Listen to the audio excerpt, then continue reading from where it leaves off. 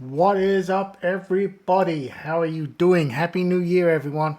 It's here, 2023. We knew it was coming. It got here in the end. What can I tell you? How is everybody doing? I am done with my little vacation here, and we're getting back into the swing of things. And by the swing of things, hopefully that also includes remembering how on earth we do this stuff. So that's what we're going to get into here, some stuff. I hope you all had a great vacation, enjoyed your holidays, had some great time with friends and family, and let's make this year even better than last year, right? Let's do that. Let's all agree worldwide to do that. What do you think? I think that's a good thing, right? I'm going to run the app here. We're going to take a little refresher here from our you're gonna wonder what that's about. I'm gonna not tell you what that is yet. We are gonna get into this with the creator in the future a little bit. So there you go. There's a little teaser for you, but I'm not gonna tell you what that was. You will find out soon enough, and it is awesome. All right, let's take a look at the app. So little refresher here. This app is to help people track jobs that they apply for and finding jobs. At least that's the goal. That's what I'm hoping it's going to do. I want to help everybody as much as I can out there, and this is what this app is hopefully going to be all about. So how does it work? Let's do a little refresher here for those of you who've not seen this before. You add a new job listing to the list here and you keep track of them, right? Sounds pretty straightforward. It is meant to be pretty straightforward. The idea here is you spend as little time as possible with this app and as much time as possible getting yourself the job. That's the goal here. So it's sweet, short, simple, and hopefully gives you what you need. If it doesn't give you what you need, you should certainly let me know and I will make the changes. So once you've got a job listed here, you can go in and you can see the details for the job, right? You got the title of the company, a URL if there is one, a contact name, an email, a phone number, and some notes if you want to add them. You can now, of course, go in and edit that job listing as well and update it, and it'll go back and update itself. You want to add a new one, same deal, right? You add it to the list there. I think you all know how this goes by now. You want to delete one, you can just swipe to delete it. So it's a little difficult for me to, I'll see if I can do it here in the, see if I can get it to do it here in the simulator. No, it's not going to cooperate with me. All right, you swipe to delete one. You get the idea, right? So that's basically where it's at. Here's the problem that I've got right now. This is all workable. I mean, arguably, you know, I could ship this, right? But there is a problem because if I switch over to dark mode, this doesn't look terrible, right? It's not quite how I want it yet, but it's not terrible. The job listing is okay, right? Again, you can see it all here. The editing screen, however, and the adding a job screen, that needs some love in dark mode, right? You can see that this is all fine, but if you go take a look at this notes field down here, it's got this black background that I do not want to see. And if I go in to look at one and I go into edit, you can see right now we've got this white background still with white text, making life very difficult for you, right? So that's something we need to fix up before we continue adding any features and refinements to this. That is what I am going to look at here. So how do we do this? Well, this is pretty nicely done here in Xcode. I'm going to go straight to the add a job view, which is one of the ones with the problem. And if I switch the simulator over to dark mode, we will very quickly see the problems here, right? Going to get a drink here. So that's what we're going to be working on. If you have any questions, please feel free to ask. I will try to do my best to answer them. It's very common for folks to come by who are looking into getting into development of apps and wanting to ask questions. Absolutely always welcome that. Please ask any question. There is no question too silly But there may be a question too complicated, and if I don't know the answer, I'm going to tell you I don't know the answer. But maybe we can also find it out together. That's part of the fun. So with that, I am going to crash in here and start working on making these changes. I'll keep an eye on the chat room and try to keep you all informed as I go along here. So the first thing, actually before I do this one, I'm going to go in and do the the edit the job, because this one actually has more problems, as you will see. If I turn on the dark appearance for this, and I'm going to pin this one. If I hit this little pin here, it keeps this view up even when I change source code files, in case you wonder what that is. And this is Xcode 14. It's the latest one, by the way. All right, so let's get into this. Let's have a look here. While I'm doing this, if you are at all curious and interested in this, I do have a podcast. I am going to go ahead and put that up here. Let me go to the chat window and let me find this for you. There is a podcast here that you can follow where I talk about a lot of this stuff. We also have a Discord with lots of very knowledgeable, very good folks and a lot of fun where we talk about all sorts of development. And I want to put that up there for you as well. And for you to follow me on Mastodon. Let's get those three out the way, right? So if you have any questions or anything at all and don't get to it in the stream or you're watching the replay, there is some information for you. You can get a hold of me. I love to help people out. Do not be afraid to ask any question. No question is too silly, I promise you. I absolutely love helping people solve problems. Part of the reason I love doing this stream is there are very knowledgeable folks. Shout out to CocoType. You and, Notify and Hey Jay Wilson. Those are three folks who come in here and help me solve my problems all the time. So thank you to them. I am also going to put in the chat here links for their streams, because if you are at all interested in this stuff, you absolutely owe it to yourself to check out their streams. They are fantastic. Shout out to them. I hope they are having a wonderful holiday season and look forward to dropping in their streams in 2023. Okay, so first up, we can actually take some of what we've done here. So on the add a job view, right, if we compare the two, there's the edit job. You can see we've got this white background here. We have fixed this problem on this version here, the add a job. So we can actually just take what the changes that we've made here and apply them over here in the the editor job, right? So the first thing you're going to notice, let me scroll up here, is these text fields right here, right? This stack, which is this list of text fields. We don't have any formatting of any kind in here, but on the added job view, we actually did add the foreground color for the text field, right? The color for the text itself. So before we go any further, we're just going to go in and add these, because we can just copy and paste those in and solve that problem right there.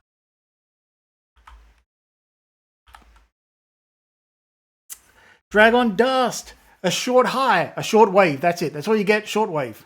How you doing? How's your holiday been? Good to see you.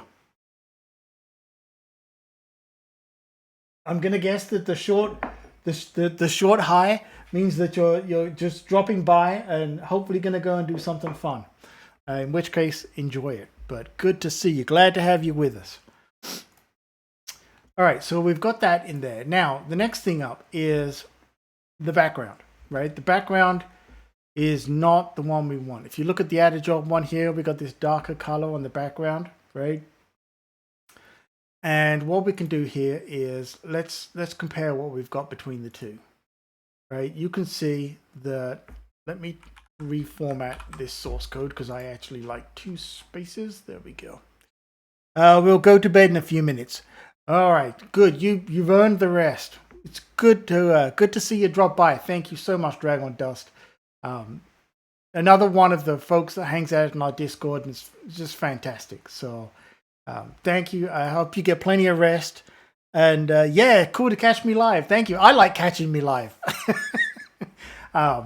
Don't know about you, but I'm back to work tomorrow. So I got to get plenty of rest tonight as well. But take care. Take care, buddy.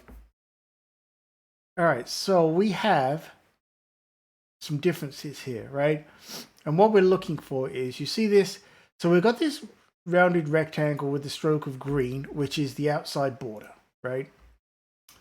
You can see that there. But you see this background white color here, right? We want to change that to the text. I got an asset that I set up here. So we're actually going to change this. We don't want this to be white anymore. We want this to be our text field backing color, like so. That's going to respect our dark and light mode, right? So that should take care of those problems. Let's check it. Always a good plan to check it, right?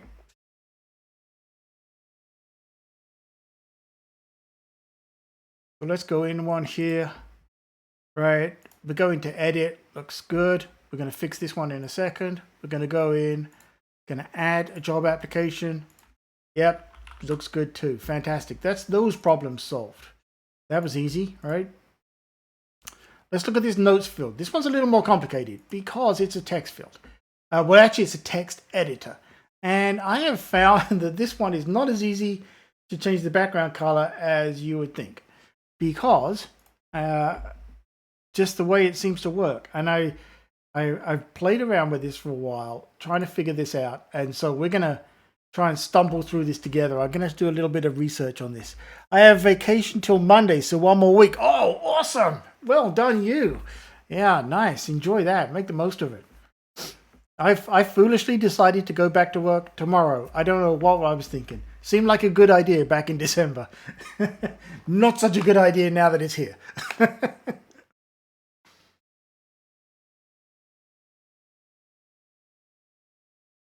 Which is also part of the reason I'm doing the stream today, to remember how to do software development, because it's kind of important.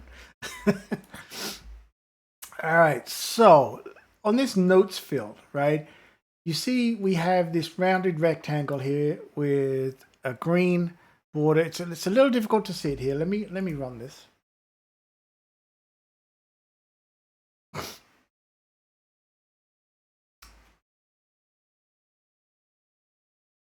So it's got this white border and a green border, right? Not quite what we want here. So, and in fact, you can see them reflected here. So if I'm going to take out this background white, first of all, and you're going to see what happens here, because what happens is maybe not, whoops, don't want to print it, maybe not what you expect. Okay, so there you go. Now this actually helps highlight the problem, though. And you see how what's happened here is basically the background of the text editor itself has changed to green to let the background color through in our border. But you can see there's a slight padding before we get to the content. That's good. We want that padding, right? Nicely laid out. But the internal color of the text editor text input field, if you like, is separate and black. And that makes life a little interesting to solve the problem. So that's what we're going to get. Hey, Ploppy, how you doing, buddy? How was your holiday? Happy holidays to you. Good to have you back with us. Happy New Year to you, too. Thank you so much. I appreciate it. We made it to 2023. How are you doing? What you been up to? Did you have a good time? I'm sure you did. I have no doubt that you did. So what we've got going on here is we need to change this black, which on the surface you think, well, that sounds pretty straightforward. Either my lack of Swift UI understanding of how the components work internally, or the fact that it's just difficult, it makes this a little tricky for me. And here's a lesson to you all. As you all know, I'm always saying take notes. This is the one thing I didn't take a note on when I solved this before. Ploppy says, building an Access database right now. Wait, weren't you building an Access database before the holidays, if I remember rightly? Holidays were a little rough, but I'm a little glad they're over. Well, I'm glad that you made it through, and I'm sorry to hear that. I had a few rough patches over the holidays too that were not expected. But thankfully I had enough time off to to work through them. So that was good. I just listened to your UI's Buzz episode on getting over tough problems yesterday too. Oh, thank you, Ploppy.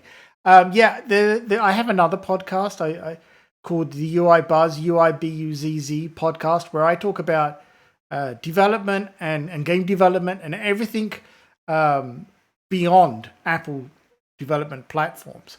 And that's kind of my place to put things like soft skills and all that kind of stuff. So thank you, Ploppy. I hope it helped. Yeah, the tough problems are tough. I know, right? It's in the name. But for me, tough problems have always been the real showstoppers.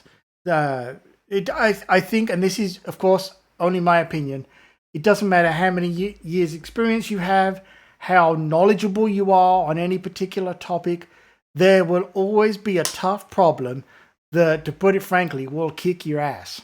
And it can be very demoralizing and make you feel like giving up. And hopefully, in that, on the UI Buzz podcast, I've given you some ideas, as much for me as for all of you, on how to deal with those and keep moving forward. Because it's all too easy to allow it to grind you to a halt. And that's not a good place to be. So thank you, Ploppy. I really hope it has helped you. And I love putting out those podcasts to help folks and help, as I always say, like with this stream, and as Ploppy and that know, and any regular followers to this stream, it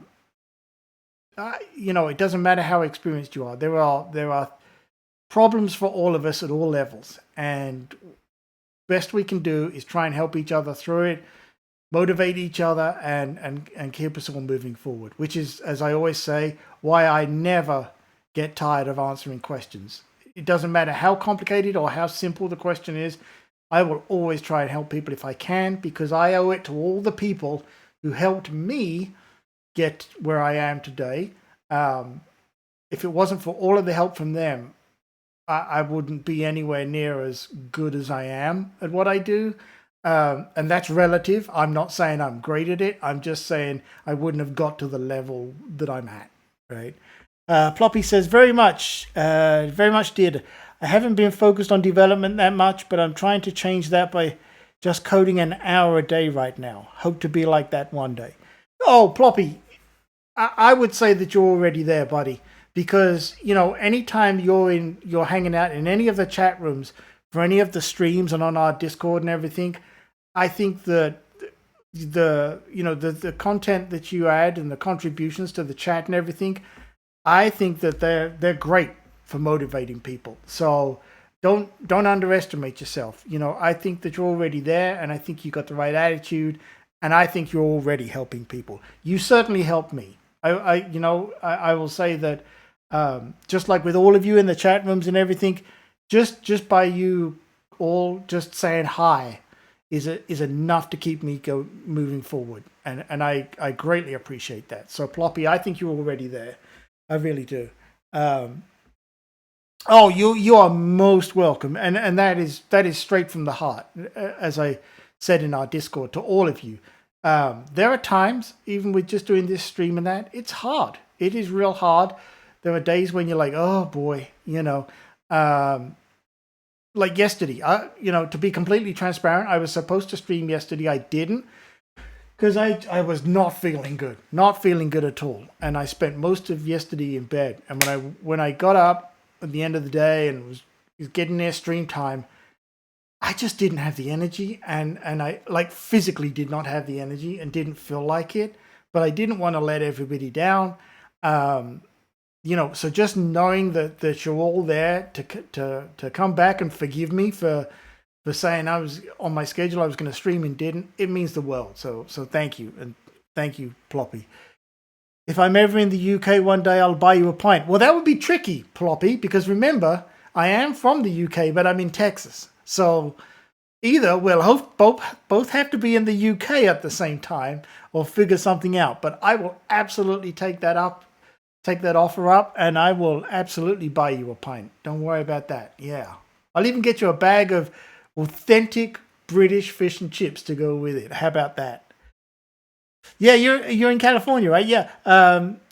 Yeah. Oh, you know what? That's fine. I am certain we can find fish and chips in California too, right? If not, I know a good place here in Texas. We got this covered. We have plenty of options. Who knows? Maybe if we're really lucky, we could end up at a WWDC. Wouldn't that be great, right? Wouldn't that be fantastic? Yeah. I had the same weird day yesterday too, just feeling unmotivated. But it's fine. We need those days. You do, because you need those down days to build up the energy for the next day, right? Yeah, you're absolutely right. I don't know what it is. I think probably also the weather here in Texas right now is so bizarre. I've gone from freezing temperatures to having my air conditioning come on again, and that, as someone not native to Texas, that messes me up really badly. Ploppy says, me personally, I don't expect you to stream on your schedule. I just see a notification that you're live streaming, and it's a nice surprise for the day. Well, thank you, Ploppy. I appreciate that. I really do. I like to try and keep a regular schedule because a lot of folks, of course, expect that. And it helps keep me on track. But there are times, and we've all seen them, right? I had them last year. Unexpected things. Lord knows, technology. How many times has technology screwed us over? And it's like, oh, I can't do that thing that I was going to do. And I do like to do these surprise pop-up ones because I feel like when it's weird. And I guess any streamer would be familiar with this. It's a new concept to me. It's actually at the point now when I'm working on personal projects like this, I want to stream them. It is weird to me to work on personal projects and not stream it because I want to put it out there for folks, right? And so the only way you can do that sometimes is we'll get it, right? Those weird times of the day where you're like, I feel super motivated to work on my stuff right now. And when I do that, it's like, and I should stream this. So that's kind of what happens to me. Rainy and gloomy over here, perfect development and coffee weather. Yeah, coffee weather, right? Yeah. By the way, I don't know if you've ever seen this. My aunt, shout out to my aunt, got me this cup years ago, and I don't know if it's going to come up on the stream. I have had this cup for over 20 odd years easily, and I love this cup. This is perfect for me. But yeah, it is. It is gloomy where I'm at now, but it's not, thankfully, as horrible as it is in some places. But I'm kind of waiting for that last minute Texas winter to hit for a couple of days. Did you see it? Yeah, this is such an awesome cup. My my aunt got this for me. I was back in England, so it's over 20 years, and it's fantastic. It's just super cool. What can I tell you? It's just one of those things I love to have. Yeah. All right, so let's talk about this black background, and we're gonna do a little bit of research here because it's either one or two things. The answer is so simple that I have missed it, or it is complicated and I haven't found it. So I don't know which one it's going to be yet. But this black background here, right? So you see this background. This is not going to do it for us. This background, as you can see, like when we had the white in there, it's going to give us on this little gap here, right? We're going to have a problem because it'll fill that in as part of the background with the color, or transparent as it is now, but it won't actually affect the text in the text field. And this is kind of my puzzle. So let's pull up a web browser here. And it is, I think, because it is a Swift UI text editor. And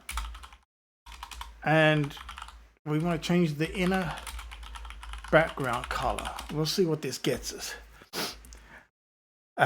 You have a big Game of Thrones tankard? Awesome. Does it have, does it follow a particular house? Or is it just like a, Game of Thrones one? Or do you feel affiliated with any particular house?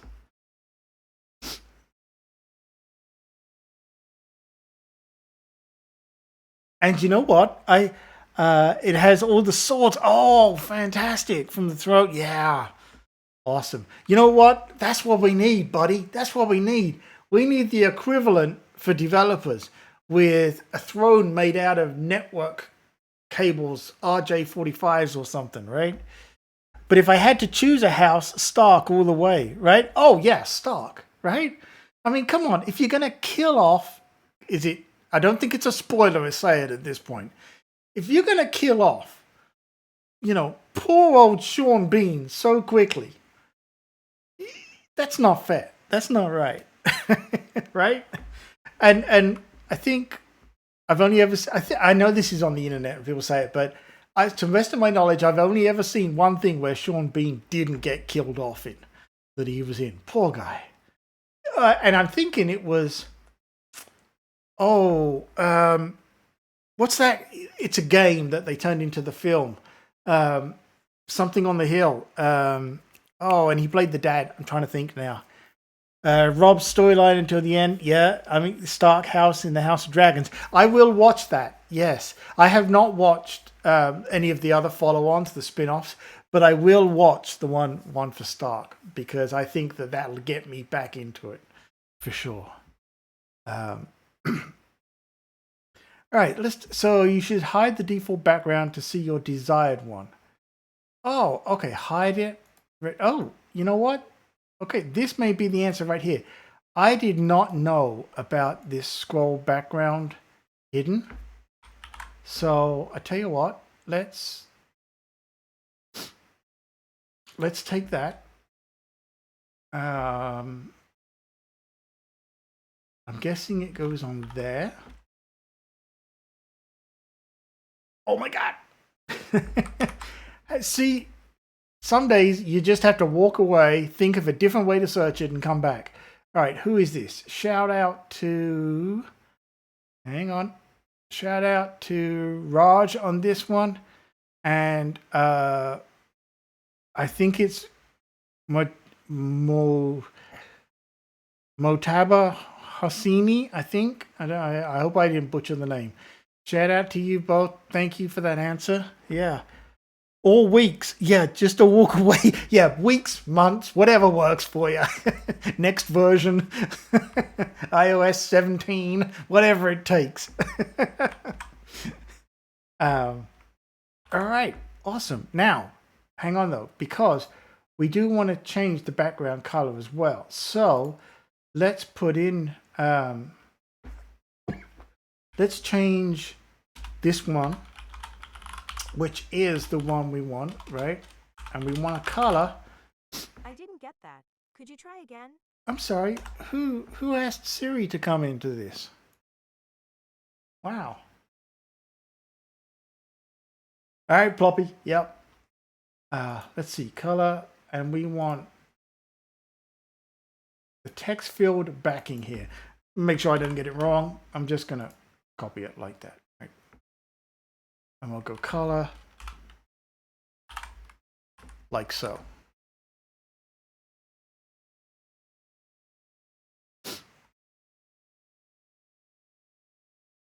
Uh-oh, this is normally not a good sign that Xcode's happy. Hang on. Take that out.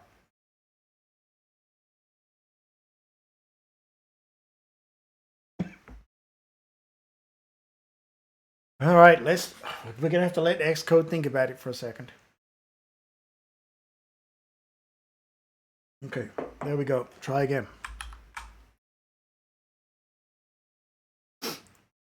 Okay. Oh, and of course, I don't know why it does that. It never remembers. There you go. Okay, so background. Got the rounded rectangle, yada, yada, yada. Actually, I wonder if I can sneak away with getting it in there. Problem's going to be here. I think it's going to be now a case of a stacking order because look at that those rounded corners. Let's check this in the browser.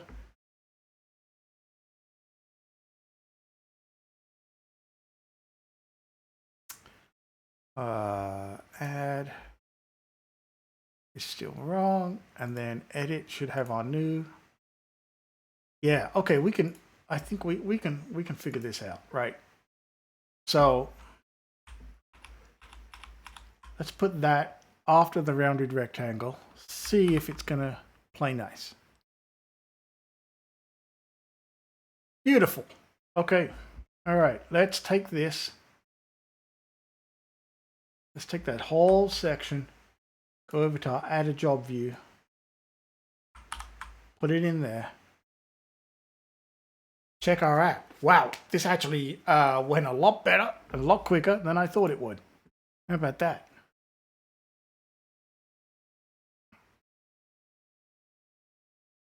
Oh, you know what? Hang on. I forgot to turn on a setting.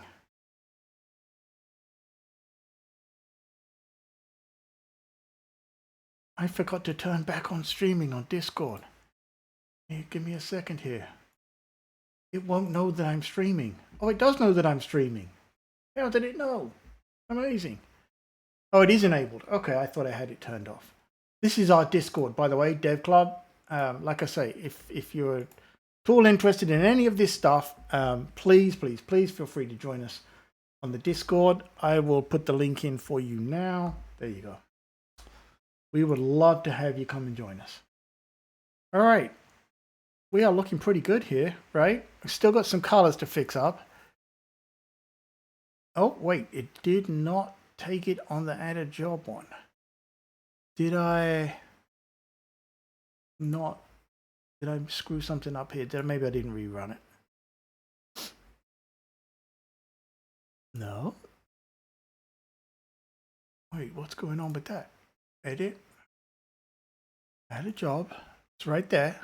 Oh, sorry, I'm on the wrong view. Let's get rid of the edit. I probably screwed. Oh, I think I know what I did here. I think I put it on the wrong one because I was looking at the different file. Yeah, okay. Let's leave that one alone. And the one we want.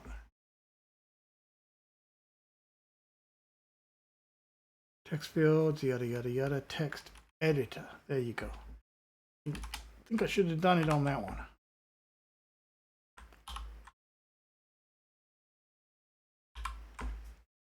But I messed something up. Take that whole section. Can I take that whole section? I think I can. There we go. All right, let's have a look.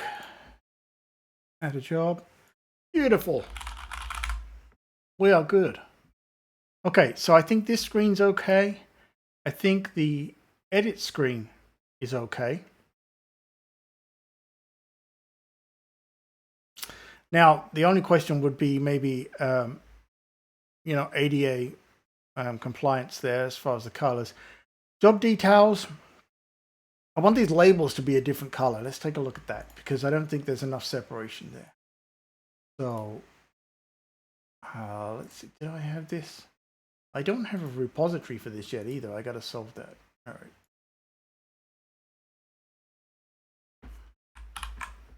Wow, that's bad of me. How did I not have a repository for these?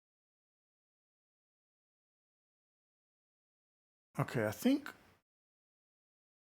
let's keep this. Go over to the assets file. I think just need some better color here, right? So text label title. Yeah, let's find something better.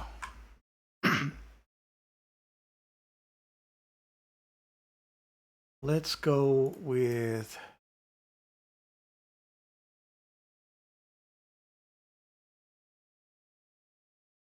well, we could. Should we be adventurous and try that? Let's be adventurous.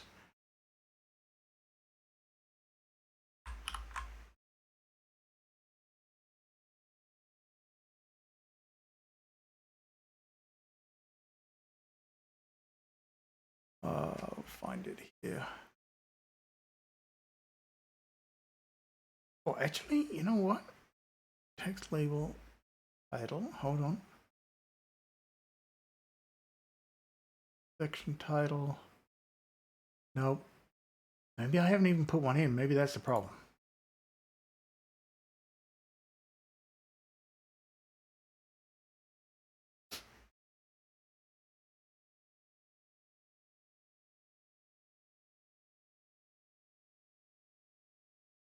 Let's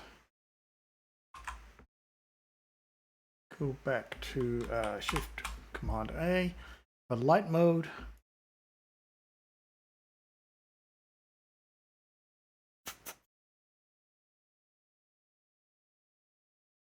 Not bad.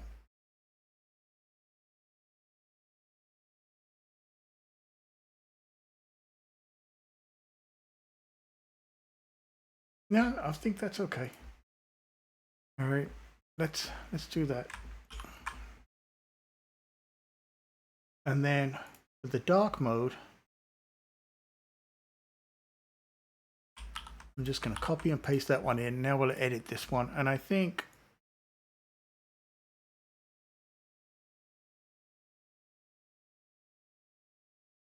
something a little lighter like that. Let's see how that looks for us.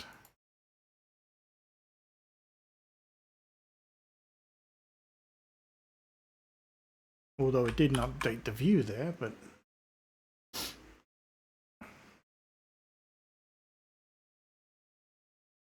we will see.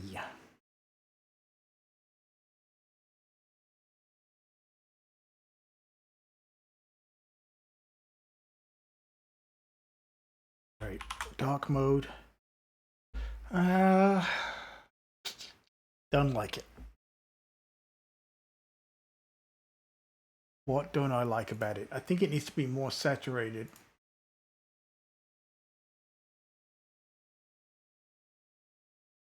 And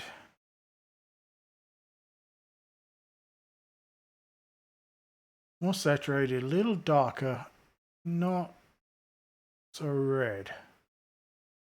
Maybe something a little more like that. Let's try that. Got to stand out nice and clean on the screen.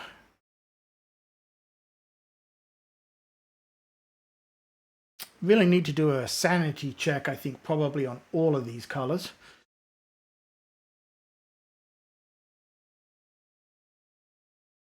Yeah. Needs to be brighter.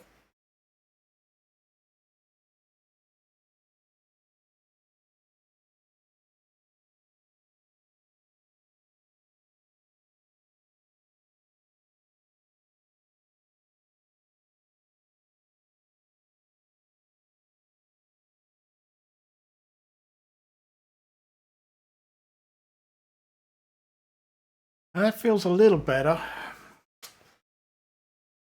May actually be too prominent now, but it is nice and gives a nice degree of separation, doesn't it? Nah, you know what? That's kind of growing on me. Well, it is for right now. It's going to be one of those. I'll come back and look at this tomorrow and say, that sucks. Okay.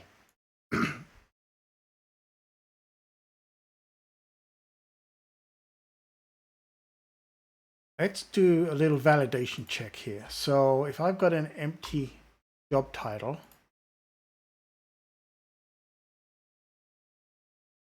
I'm going to fix that because I don't want that to be allowed to be empty. The job title, I think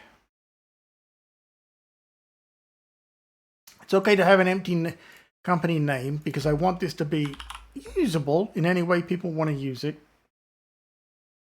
But I don't want the job title to be empty. All right, good. I feel like we've solved the immediate problems with the dark mode. Not saying it's perfect, but we've solved the problems, right?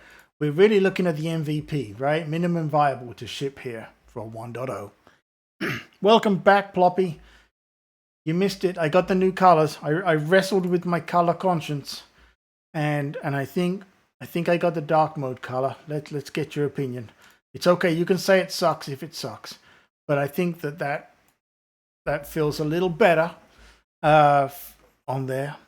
It already looks better. Thank you. Great. Wait, you're saying it looked terrible? No, I do. I feel like I like the separation between, visually the colors are giving me each of the sections without having to give them sections, right? Which is great. Went from iOS 12 app to a professional one. Well, dang. Thank you, Ploppy. Yeah, I appreciate that. Thank you very much. I do appreciate that. This one, I may massage this bright green.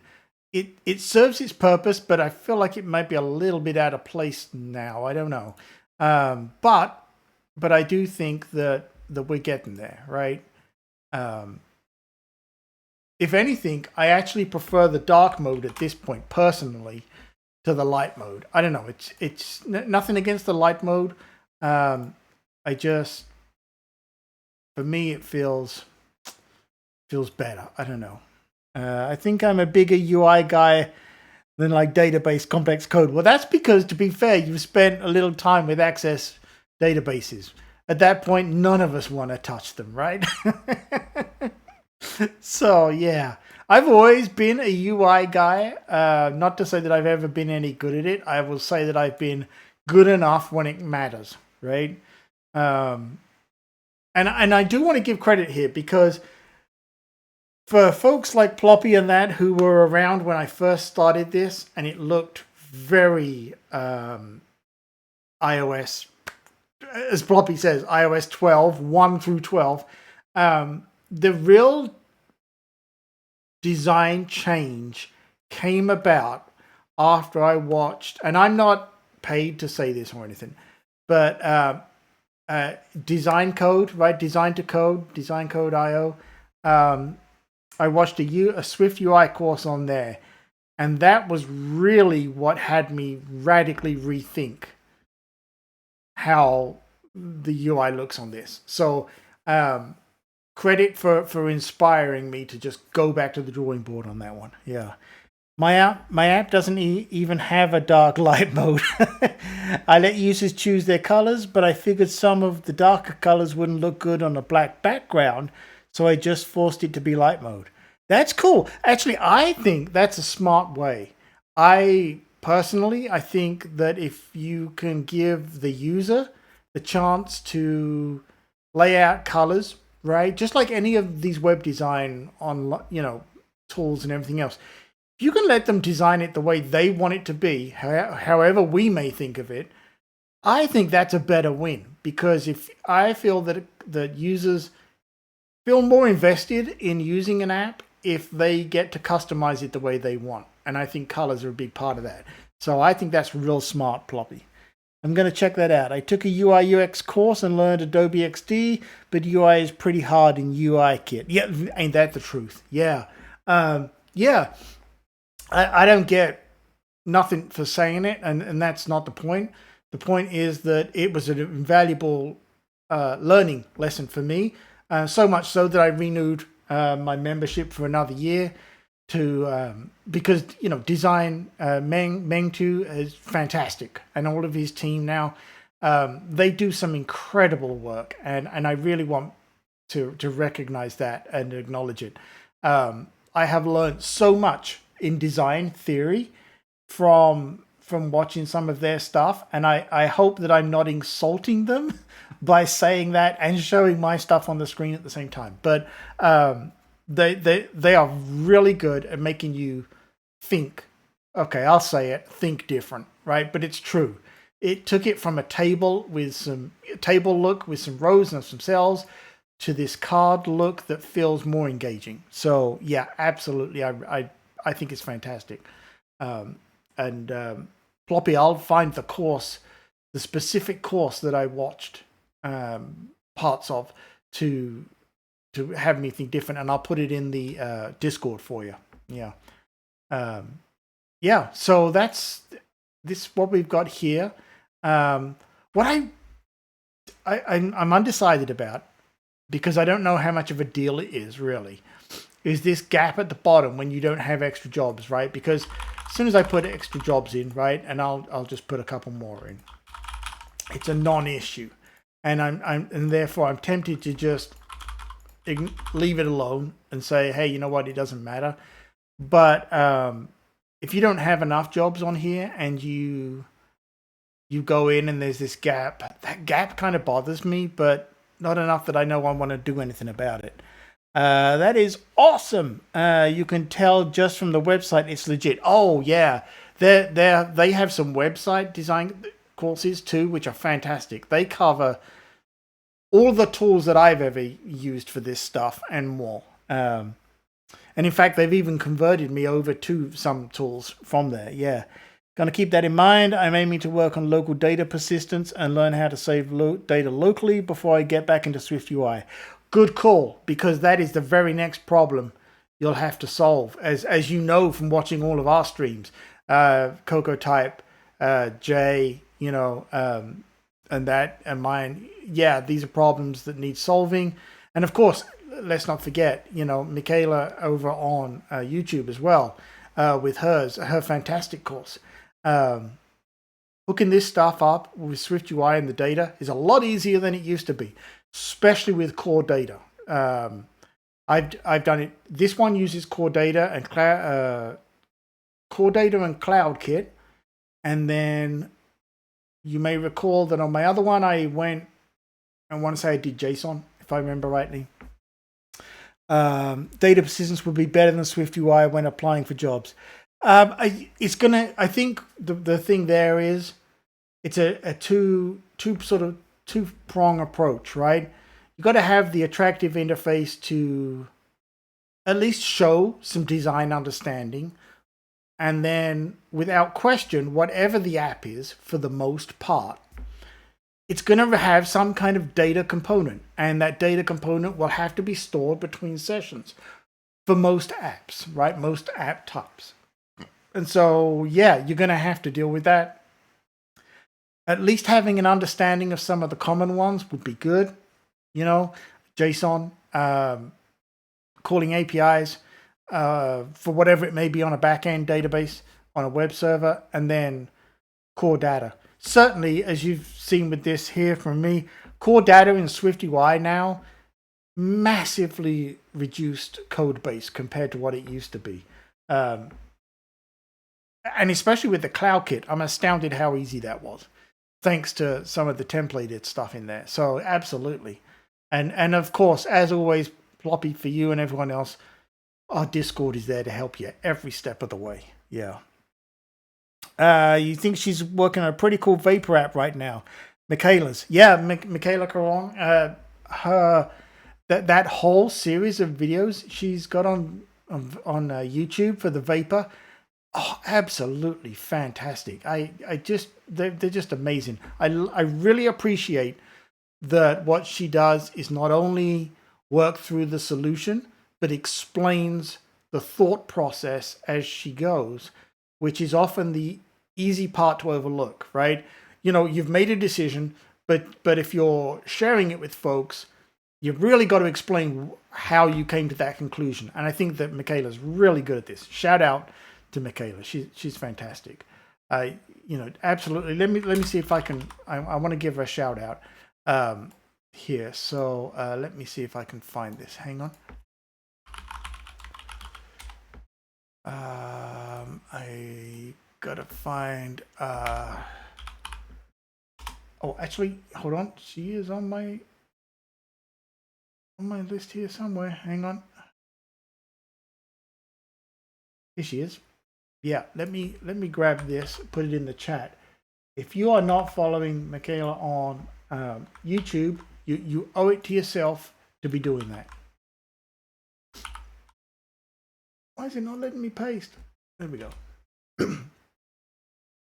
This series here, this expense tracker app, oh my gosh, it's so good.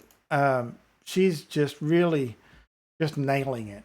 So absolutely check that out. Yeah, check that out for sure. Fantastic. All right, so let's take a look at this problem here. Let's get rid of this. So one of the things we want to do now when we're going in here, let's start to clean this up a little bit here. Coffee.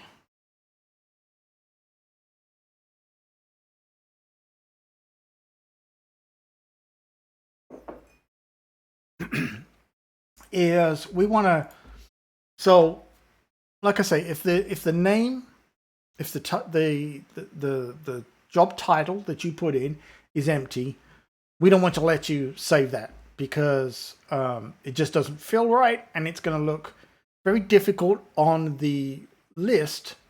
All right, I'll run it again. I'll show you. If you add a bunch of jobs and don't give them titles, it's going to be very difficult for you to keep track of them, right? So let's just say that you do that, right? I mean, that is not going to help you much, right? Even if you have a bunch, especially if you do it like this, right? So let's say that this one is, let's just say for argument's sake, Apple, right? Go back. Okay, you know the company's Apple, but what if I've applied for 2 different positions at Apple, right? Now you've got 2 that say Apple. Well, that's not really helping you much, right? So you should be forced to put in a job title. It's okay to do the opposite, I think, right? You might say, you know, UI designer, right? And have a bunch of details. And it doesn't necessarily have to have a specific company. That's fine. But the other way around just doesn't feel right to me at all. So what we're going to do is, the way you do this, just if you're not familiar with this is very nicely done with Swift UI. Because the view is based on state, right? You can check that state every time the view is refreshed. So you can have a pop-up that is not shown by default. And you can say, hey, if the job title is empty, you know, just use a simple Boolean is what we're going to do here and set it to true. When it repaints the view because the state has changed, which it has because you just changed that Boolean state from false to true, it's going to repaint the view. When it repaints the view, it's going to see that it's now true and show that pop-up, right? And let me show you. So this is a lot easier to do than it used to be, right? So we're going to have a private var, which is has job title, right? And it's going to be a Boolean. And we're going to start by setting it to false. That is fine because we don't want it to show by default. Let me now go down here and so when we got this add new job, right? This is the code that executes to store that job in the core data. I don't want to say database, but it sort of is, but it's not a database, right? It creates the new object to store in core data. Well, we don't want any of this to happen if there is no job title, right? So if, you know, has job title is true, right? We'll have it go ahead and do all of these things, right? That's perfectly fine. But if it's not, we don't want it to do that. And so we're going to say, let me think this through here before I explain it. Hold on one second. I may want to do this the other way around. Actually, I am going to do this the other way around. Let's get rid of that. Hang on. Let's do this let's do this a better way. Oops. I did not mean to do that.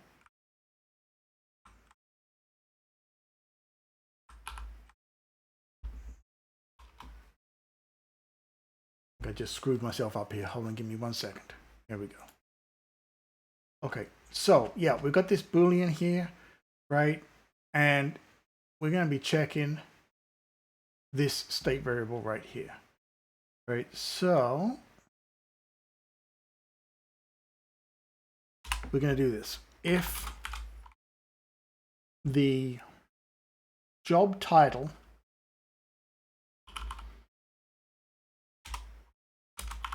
is equal to an empty string. We're going to say has job title equals false. And I did this the wrong way around. Sorry, I'm going to change this to true. Because this one up here, so it's true, it's got one, don't show me the pop-up. If it's false, false because we don't have one. And then else, right? But if we do have one, great. Go ahead and do all of these things, is what we're saying, right? Now, right now, it's not going to do anything. Let me show you.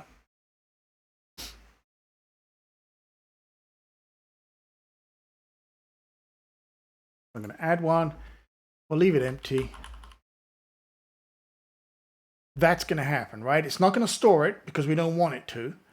But also, I don't have any clue what's wrong, right? Because we haven't actually put in our pop-up. That's what we're going to do now. So we can go up here, right? We got this Z stack here we can work with. And let's see if we can put it on there. Let me think. Where would be the best place to put it? Would that be the best place?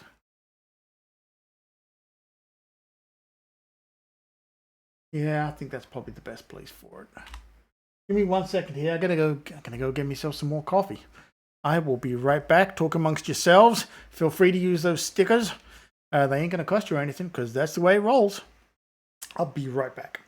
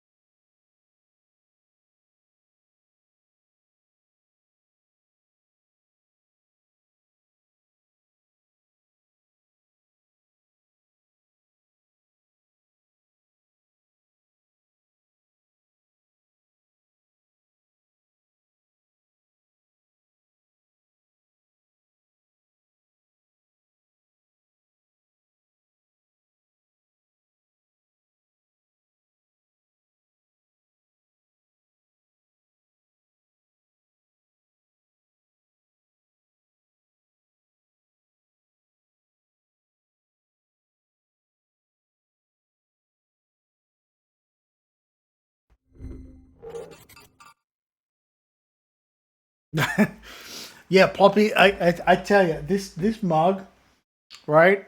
I handle it and treat it like gold dust because there'll never be a replacement for it, and I am so careful with it. I tell you, I use it very sparingly. Yeah. He's here. Ploppy's here. Yeah, I'm real super careful with that mug, I tell you. All right. Yeah, so let's bring this back up here, this preview. And I'll show you how we're going to implement this. I will open up one of my other apps to show you how we're going to do this.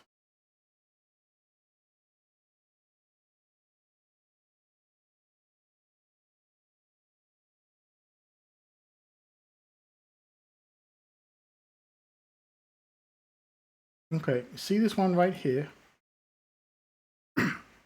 This alert, right? This is exactly what we want to do. Now, I'm going to borrow that code here and I'll talk my way through it. bluff my way through it. No, what it is. So alert, and it's going to take it's a modifier, and it's going to say is presented. Well, the one that we want to check here is that state variable, right? Has job title. So if it's true, it's going to be presented exactly as you see it on the screen right there. Thank you, Xcode. If it's false, don't you love those live canvases, by the way? If it's false, you won't see it, right? Is the way that's going to work. It'll be like that, all right? Thank you, Xcode, for making life easy for me. So let's go back down here. We can say, okay, the job name is empty. The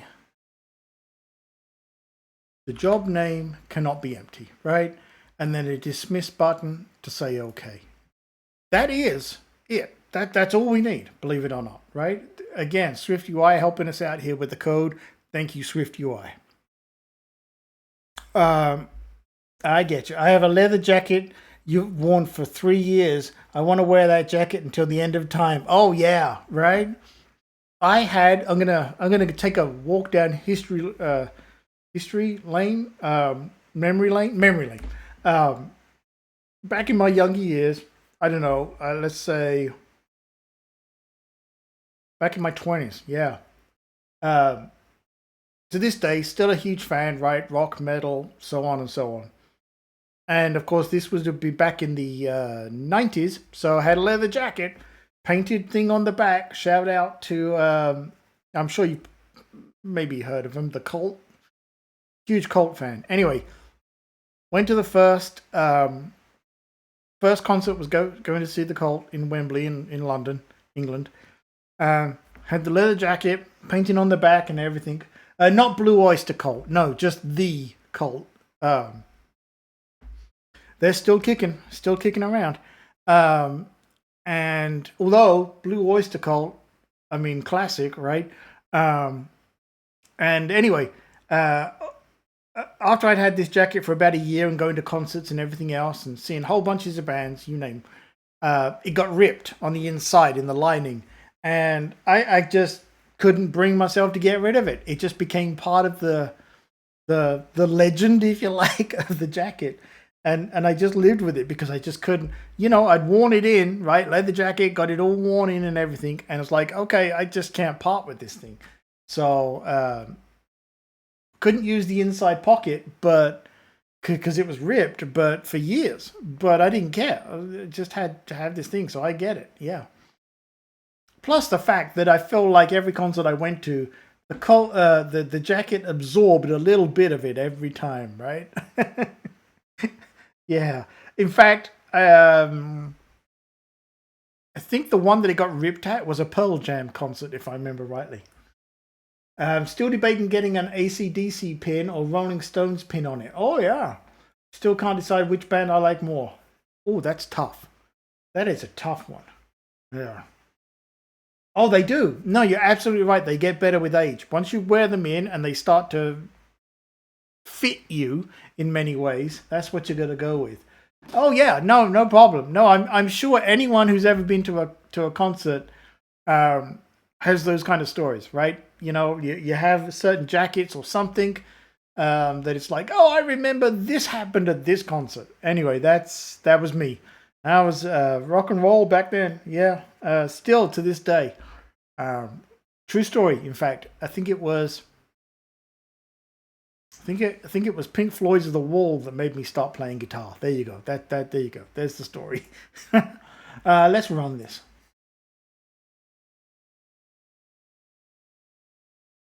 Found this one on OfferUp for $100, but apparently it's a $700 designer jacket. Dang, dude. Don't care about that though. It just fits perfect. Yep, I get it. Looks good. Yeah, when I'm not trying too hard to wear a leather jacket. I know what you mean. It does make sense. Yeah. Wish You Were Here on repeat lately. Oh, nice, dude. Nice. Yeah. Great album. That's one of those great songs as well. The Wish You Were Here track. Great one to play on acoustic guitar. Even better if you got a 12 string. Yeah. And I do play it on I play it on an electric, but because I use some software which has a whole bunch of amp simulators and everything, one of the things I can make it do is sound like a 12 string. Okay, you know what? Hang on. So I got to go there now.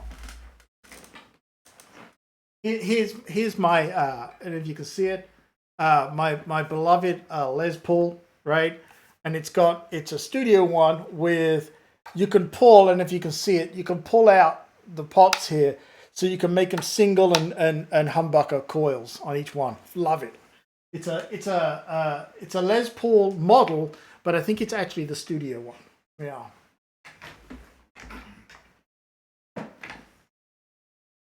How many points for you to play Stairway to Heaven? Yeah.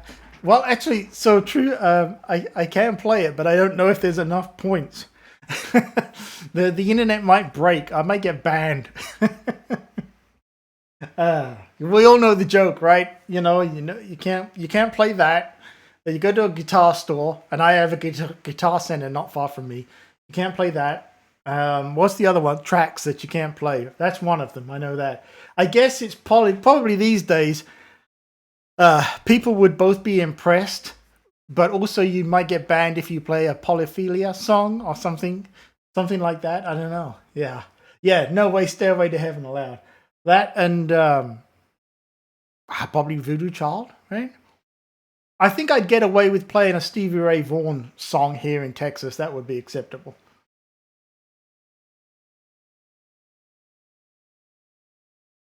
Although, true story, I wish, and one day I'll learn, I wish I could play any song by Evanescence. That would be great. You wanted to learn acoustic guitar because I'm a big fan of Johnny Cash. Oh, dang, yeah. I can for sure say he's my favorite artist. Nice. Yeah, actually, always fascinated by the way he holds the guitar, the way he brings his arm in around the back of the guitar. He must have had long arms, because I sure couldn't do it, especially on a big acoustic like that. It's fascinating to watch him, isn't it? Yeah. Plus, of course, it's just classic songwriter. You always thought it was just a small guitar. Maybe he's big guy, small guitar, or big guitar, small guy. I don't know. But the way he does it, and the way he can get that timing with, I'm not sure. I think he uses a pick, right? He used to use a pick. The way he can get that timing is fascinating. It's fascinating to me. Yeah, and such an iconic voice as well. Yeah. Okay, so let's test this out. We'll add a new one. See, I got something wrong here, because I think when it goes into the screen, it's already coming up. So hold on.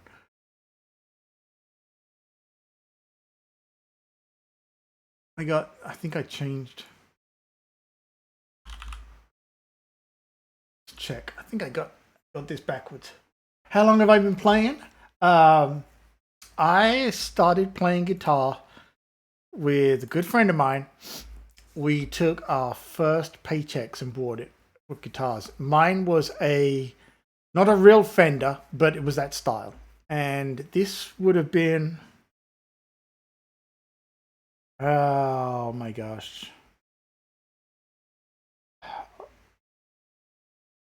over 30 years ago. And I've played on and off. I've always played, but as far as, you know how it goes, like how often do you play, and then there's big gaps, things like that. But over 30 years, I guess. Yeah. I stopped playing for a while. Like I didn't play a lot last year and the year before, because something happened, and I'm left-handed, but I played the guitar right-handed, and it was just hurting my hand. And so I had to stop for a while, but I'm getting back into it now, but I've got to build up the calluses again. They've completely gone. Yeah. Thank you. Yeah. I love doing it. No, I'm not great, but I can play songs. I guess is like I don't know all the theory. Wish I did. Wish I was that good, but I'm not a Steve Vai. Um, but that said, I can play a couple of Joe Satriani songs. It's hard on that guitar, but um, I learn songs more than techniques, if that makes sense. All right, so we go in. Let's add a job title. Great, that worked. Let's go in, leave it empty. Okay, that's not right. So there's still a problem here. So hold on. And I think the problem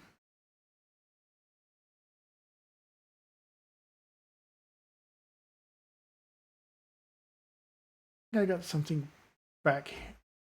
Yeah, hold on. This should be okay. So it's false when we come into the screen. We don't have one. If it's empty, it's false.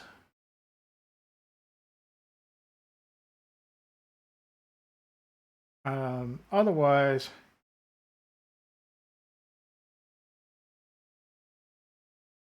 do all this.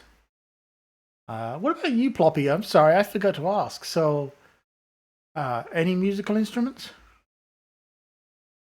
By the way, there's also some really good musical instrument streamers as well. Oh my gosh, some of them are incredible.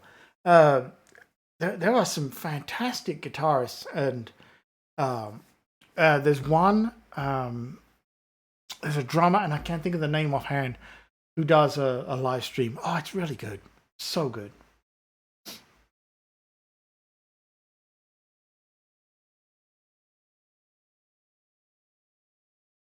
I think.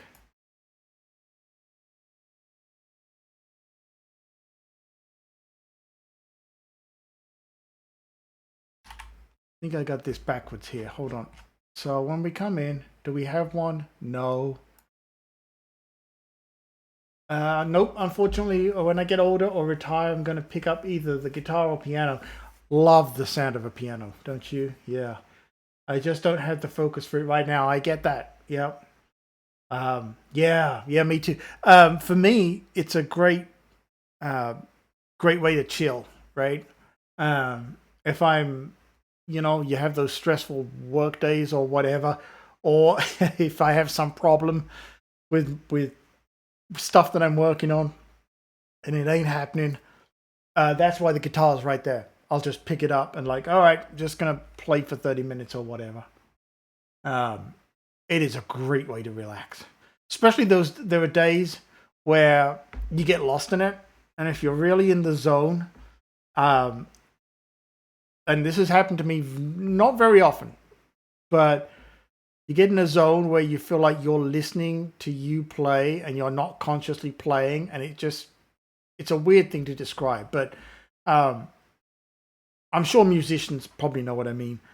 It takes you over, and you feel like you're listening to yourself play, but you're not consciously picking the notes. It's just happening, and it's incredible. It's fantastic. Big record collection, cassettes, 70s music is my life. Buddy, me and 70s like rock. Oh man. I think I mentioned it before. One of the last concert I went to was a couple of years ago, and ELO, Electric Light Orchestra, Jeff Lynne and that, were playing here in the AA Music Center. AA Convention Center. And we were fortunate enough to go see him. Oh, I'd never seen him live before. It was fantastic. Absolutely amazing. But yeah, 70s rock, I'm all about that. Yeah. 74 Corvette. Oh, 74 Corvette. Dang. And there's an AC/DC mix. Yeah, dude. Yeah. Oh, man. Wow, 74 Corvette. Super jealous. Yeah. Yeah, I'm sorry. And I got nothing against modern rock music and all that, but I think just because of 70s child, 70s and 80s rock and metal, that's where I'm at. That my collection is full of them, and I massively regret getting rid of all my vinyl when I moved from England to America. Huge mistake. Just say that, yeah.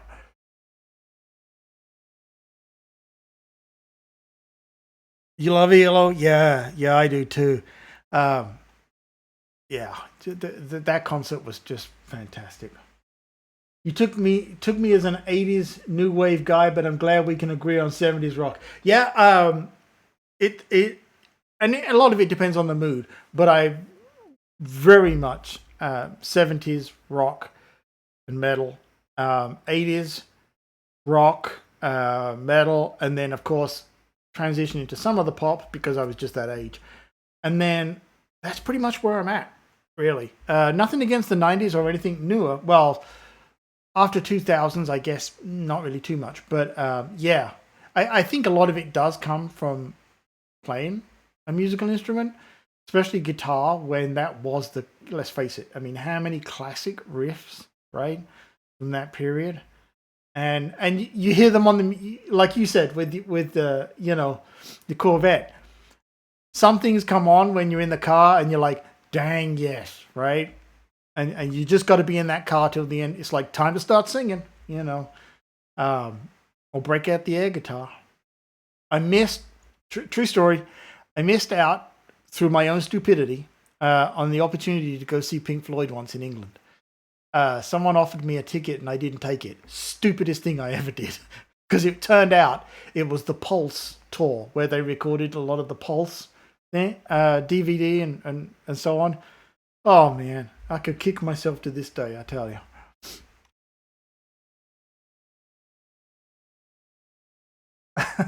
Yeah, I know, right? Tell me about it. I massively just hate myself for that. Although I know someone who another one that I didn't miss out on because there was no chance of me going, but I do know someone who went to see The Wall when they did it. You know, when the Berlin Wall came down and Roger Waters did that phenomenal concert, and I know someone that went to that. It's like, oh shit, that's cool. Yeah. That, by the way, okay, I'll go there. Everyone else, anyone who doesn't know rock music and that is like, what the hell? But for me, the best, there's two best renditions of the Comfortably Numb solo, the second solo. Number one is the two guitarists at the top of the Wall when they did the Wall live. That's number one. And number two is the Pulse version with David Gilmour playing it. I get that ASMR tingle shiver thing every time I hear him. And to anyone who's knows those solos, plays guitar or just likes Pink Floyd will know what I'm talking about. They give me that tingle every time. Just oh my gosh, yeah.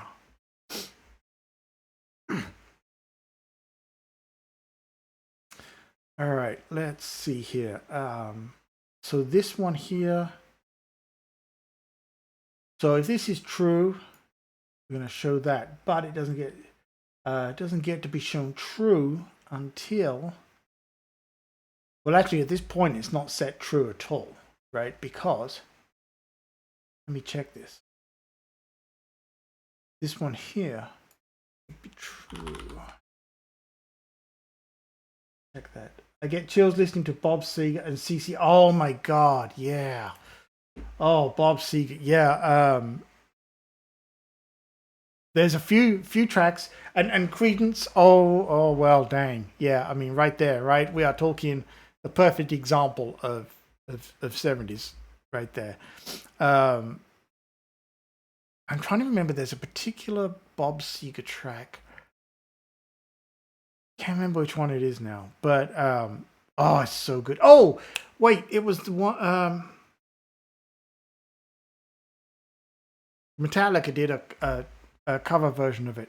Can't think of the name. I'm sure you can think of it. I'm sure you know the one I mean.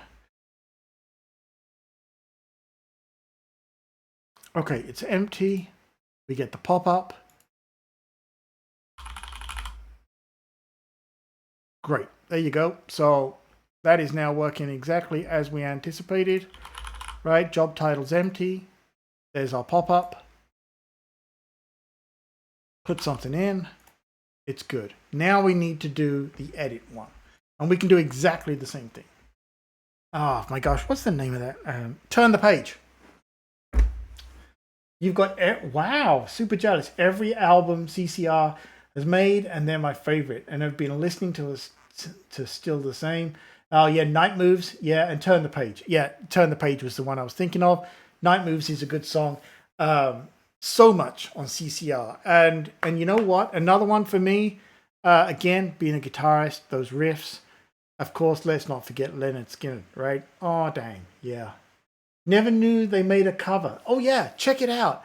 It's a good cover. And actually, I don't know how familiar you would be, but I'm thinking you probably are, with English bands of that time. They, Metallica also did a cover with, they did a cover of a Kinks song, and they had Ray sing on it. And it's just another good one, right? The Kinks. Oh my gosh.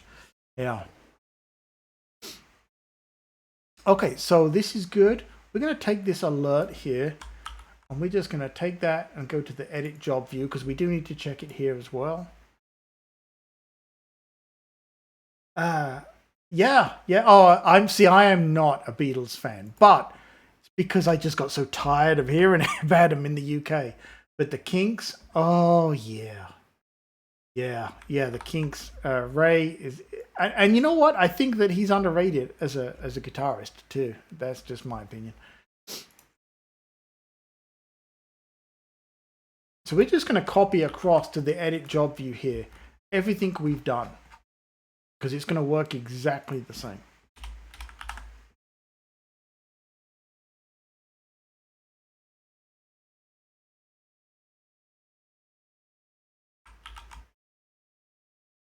And again, all of this is us manipulating state to make this pop-up appear, right? So when we go in here and we're going to update the job, what we want to do here is say, all right, before we try and update, we need to have this check and change it. And I think I've got everything in place here. Let's check it.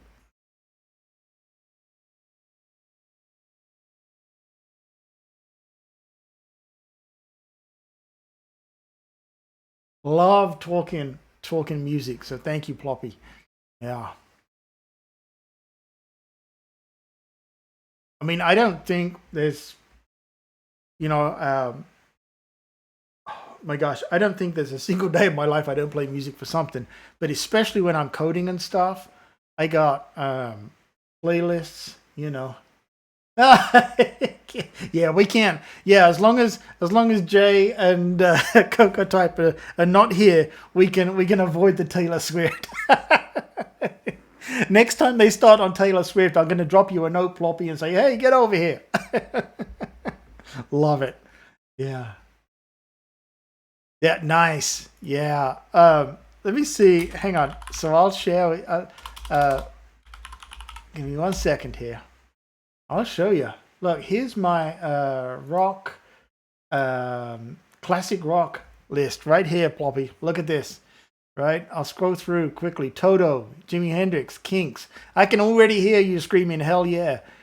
Rolling Stones, Free, right? Jerry Rafferty, T-Rex, Fleetwood Mac, Queen. Oh my God, how have we not mentioned Queen, right? I mean, look at them all, right? We're just talking ELO right there, Foreigner.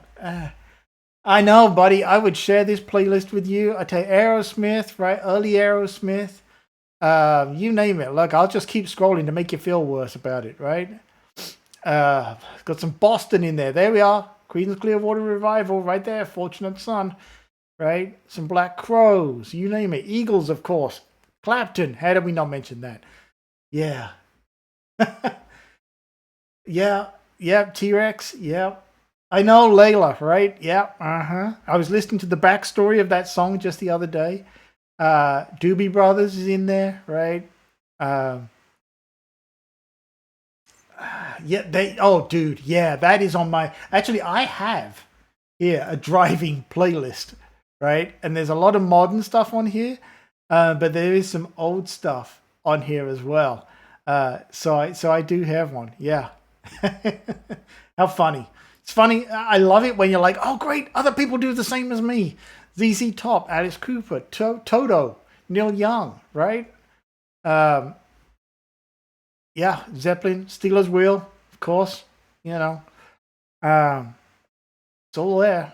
Oh, this is I love this song. Never knew the band name until recently. Golden Earring, Twilight Zone. Um, yeah, Bruce Hornsby, Queen, U2, Jeff Healey. You name it, they're all there. Backman Turner Overdrive, Skid Row. Uh, so yeah, Sultans of Swing. Yeah. Once upon a time, I could do the rhythm on a Sultans of Swing. Someone taught it to me. So yeah, there you go. Right there with you.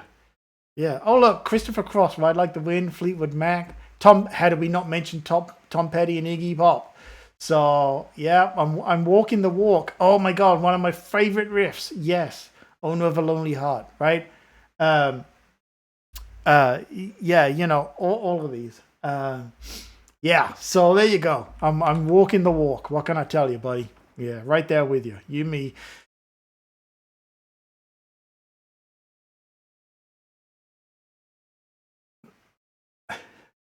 Hey, Halux, how you doing, buddy? How are you doing? We are building, we are continuing to build my job tracker app, and we are just adding some validation in here. I think you've seen this one before, I'm not sure. This is the one to where people can add job listings um, to help them track their jobs that they're applying for and to keep an eye on that. We've got features that we need to add still, but I wanted to shore up what we had. So today we fixed dark mode. Right, dark mode is all fixed up, and now I'm just doing some validation, and also Ploppy and I are saying how awesome our music collections are compared to the rest of the planet, right, Poppy? Yeah. What have you been up to, Halux? How was your holidays? So let's test this one now. So we're going to edit this. We've got a title. We're good, right? Let's take out the title. We should see the pop-up. Yep. Can't have an empty name. Put one back in. Good to go again. Perfect. There you go. Validation done. How about that? See, there's never everybody around, right? Where's Coco Type on the days that my code actually works? Yeah.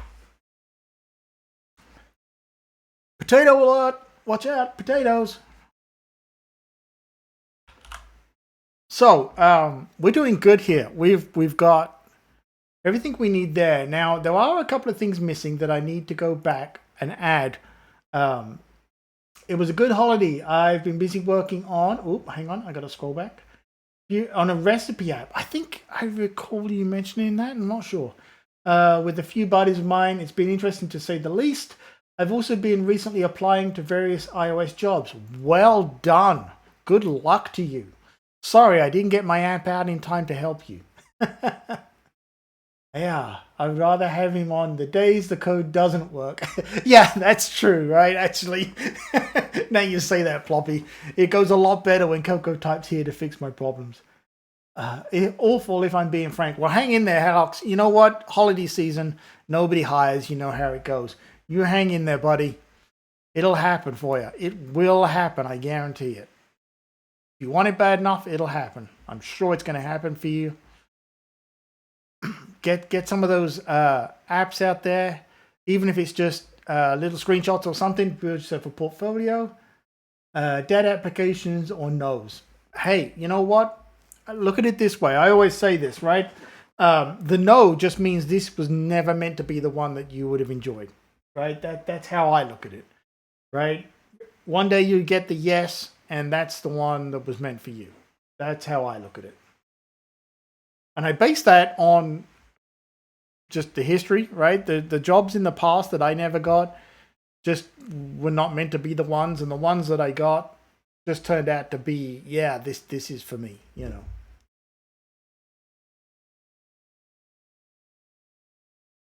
You did just apply to Jay's posting. Oh, fantastic! Yeah, they shared in the Discord. Yeah, isn't that great? If nobody's seen that in the Discord, wouldn't that be fantastic? Let me go ahead and share the Discord again here for everybody. Um, I hope that one of you gets some traction on that. Wouldn't that working with Jay would just be fantastic? Yeah, absolutely, a lot of fun, and she's so smart, and so good at what she does. That would be great. You just quit my crappy leasing job 2 days ago to go all the way into iOS and my grandpa's business. A little scared, getting hired, though it seems like it's tough out there. Yeah, Jay's YouTube channel is good too. Floppy, just hang in there, buddy. It's scary for all of us, believe me. Even when you've got, if you got a job and so on, and you're working on that and it's good and secure, it's still scary because let's be frank, right? The way companies are these days, you just never know what's going to happen. And I don't think it matters whether a company is big or small. I think the bigger they are, the more likely you are to have a problem. But hang in there. You'll do just fine. I know you will. If there's one thing I know for sure, it's all the folks that hang out in our live streams and in our Discord are extremely talented, extremely dedicated, and got the right attitude. And I have no doubt that all of us will do just fine. Yeah, you bet. Getting hired is simply that I'd be going from a public sector job, which is incredibly difficult to lose, to a private sector job. Yeah, I hear you. No, Alex, I do hear you on that. I know a lot of people been in that situation. And I, a couple of times, have walked away from, frankly, very secure jobs because I just felt it was time, and it was terrifying. But it worked out great. You just got to trust in yourself. Just something deep down inside, I always believe, has you making the right decision. And even if it doesn't seem like it to you on the surface, it's that gut instinct thing inside that just says, this is the thing to do, right? And I'll be honest, I think that sometimes putting yourself in that scary place forces you to do what you know to be the right thing, if that makes sense. I've also been hired here for the last 10 years, though. Comfortable. Comfortable. So I think I did an episode on this. Maybe it was my UI Buzz podcast where I said about you can. There's a point at which being too comfortable sends you in the wrong direction. You stop growing and you just become, this is what I do every day. And that can be dangerous, right? For some people, that's fine. They're cool with that. For others, you start to resent it because you've done it too long. Does that make sense? And you're not learning things. You don't feel like you're expanding yourself in any way. Future you is thanking you for taking that risk, Alex. Absolutely it is. Yeah, absolutely. I do, and I say that as someone that's like, yeah, it scares the hell out of me too. But I think over time you just have to realize, believe in yourself, right? If you didn't think you had half a chance, you wouldn't even entertain the idea. So believe in you on those days where you've got the skills, right? And along with that, if something came up, let's just say you went for an interview and something came up and you didn't have those skills, be honest. Just say, I don't know. I've done that. And that will work in your favor because you're being honest and you're saying, look, I recognize this is a limitation for me. And I think most places will thank you for being honest than just saying whatever you need to say to get the job and then fail. That's worse, right? That is a lot worse. Yeah, there's a lot of factors really why I'm trying. Less stress. Oh, let's talk about the stress. Higher pay, hopefully better benefits and remote work. Yeah, I think you've hit on all the things that we all go through in our industry, right? Being able to admit you don't know something is apparently a virtue these days. Yeah, right? I really do. I think stress, oh my gosh, stress is the huge one, I think, right? And you've all heard me say this, and it's easy for me to say it, I know, but I do believe it. No amount of money in the world will make up for something that makes you miserable. Simple as that.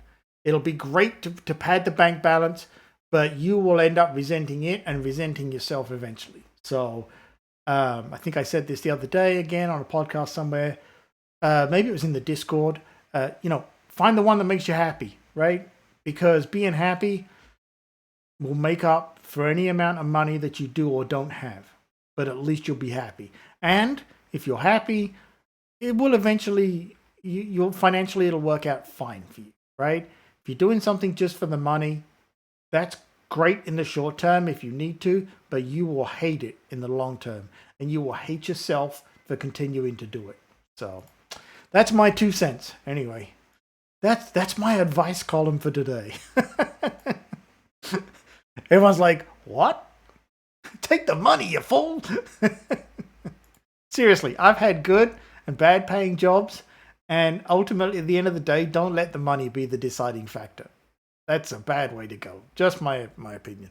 I'm going to grab me a bottle of water here. I will be right back. Talk amongst yourselves.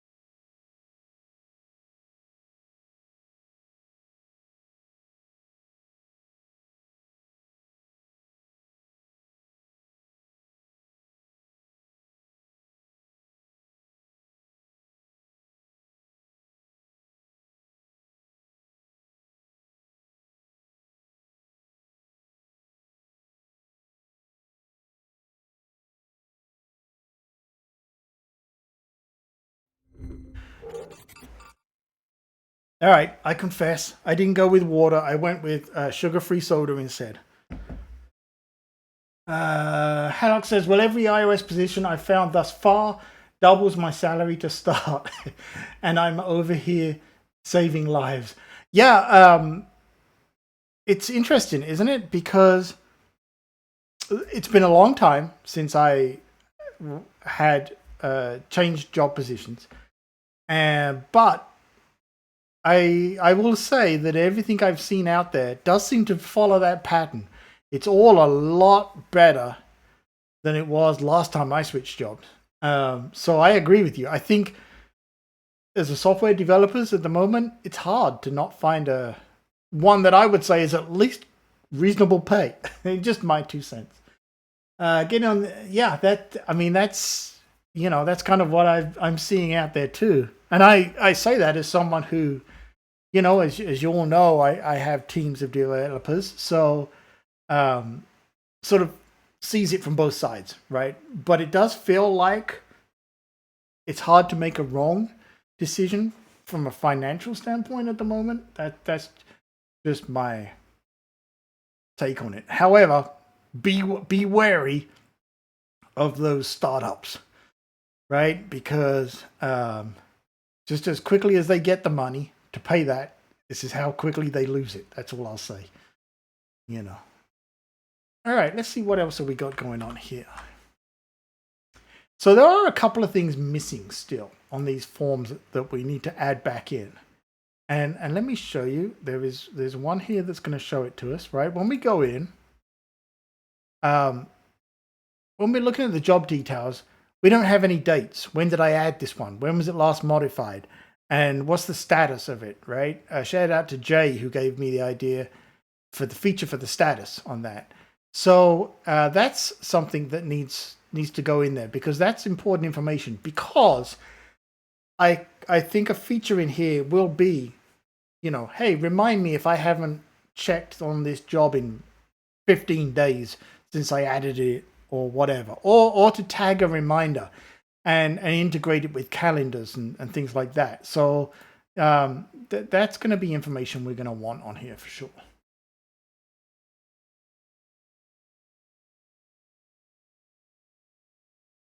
And we do have the data for that already. It is already stored in the core data file, if I go over here and I try to find it, oh, where is it? Stare me in the face. I'm sure it's stare me in the face, and everyone's like, "There it is, you fool." There it is. So we already do capture the date created and the date updated. Those are in there. We're just not displaying them. So this should be an easy one, right? Let's look at let's go to the details screen. Actually, you know what? Let's start with the content view.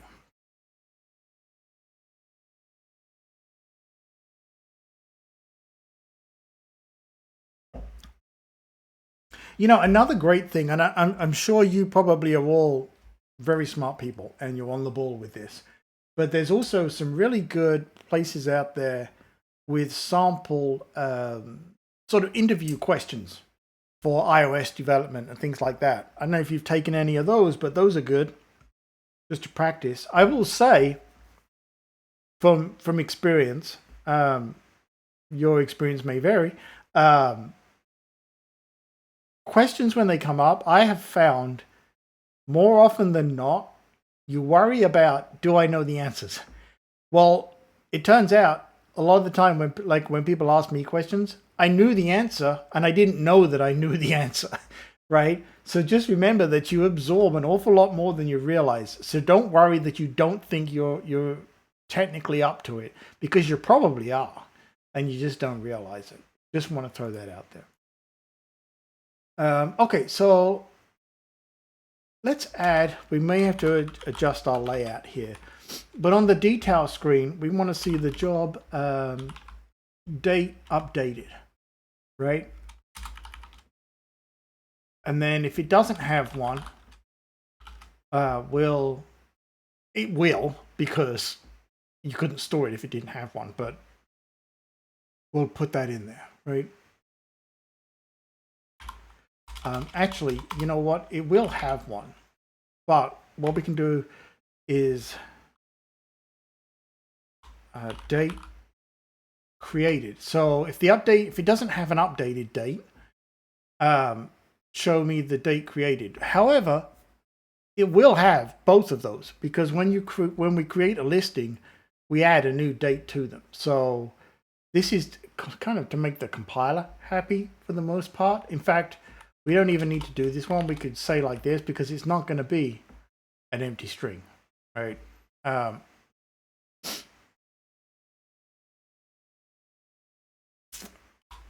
know, actually, for now, I wonder, we could even just show the current date and time. No, that doesn't feel right. We will go with the date created as our backup.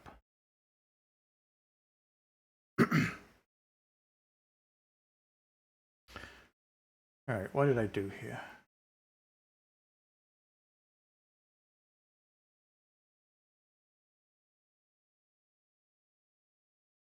I'm going to want the footnote. And let's see, I got the footnote in there, but I think there's still going to be a problem here. Yeah.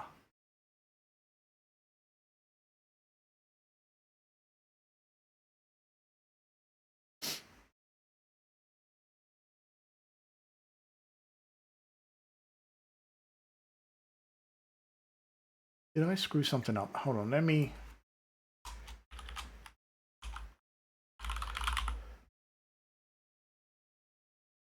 I may have forgotten to pull something back here.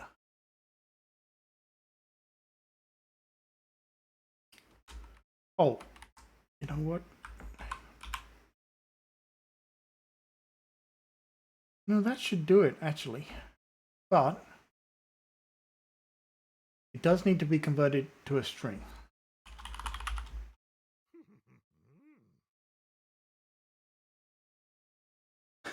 It's a mustachio!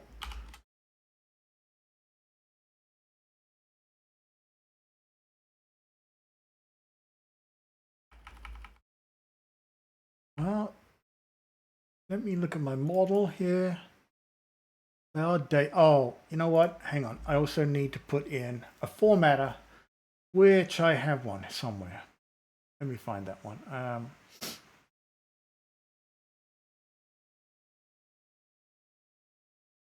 Mustachio. Where did I have it? I have a formatter around here somewhere. Or maybe we just do this one in line.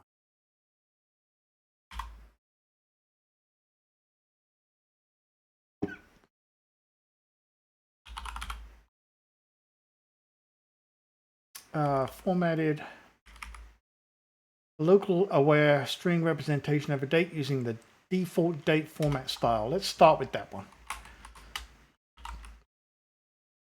I don't think that's exactly the one I want, but we'll find out. Train the optional using force unwrap. Well, I don't think actually I want to do a force unwrap. Let's play safe if we can.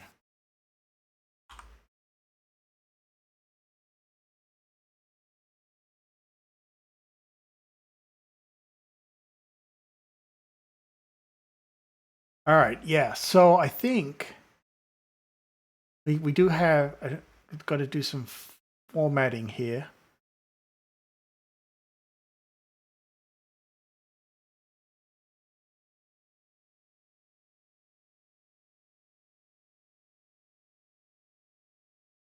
But it's not as bad as I thought it was going to be.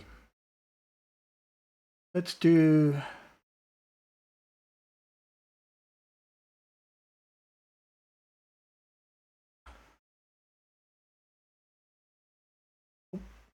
let's take the color here.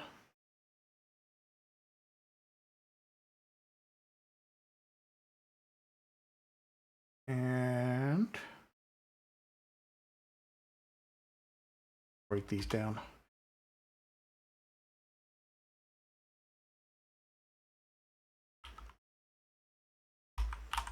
There we go.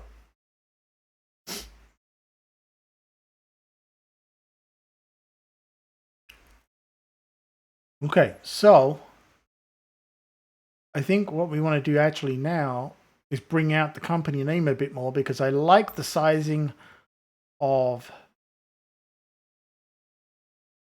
the text there, but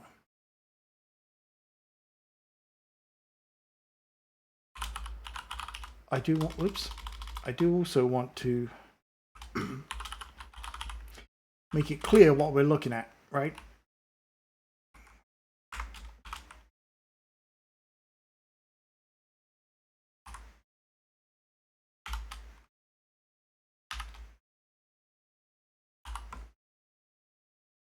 Think I got enough quotation marks there?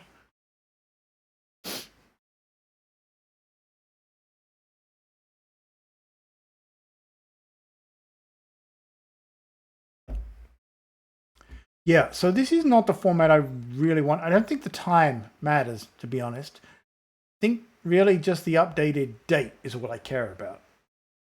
So we're going to create a formatter for this. And we can do that in our helpers here. I'm going to make a new file, because we're going to want to use this in other places. And I'm going to want a utilities file, right? Well, let's just call it utils. Do I even want to call it utils? Yeah, I do.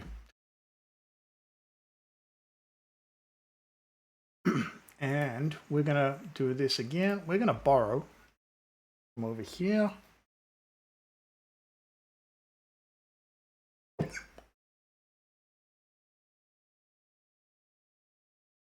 I have somewhere.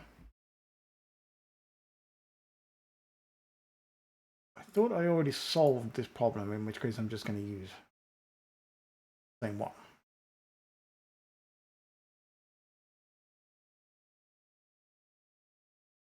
Yep, maybe it wasn't that one.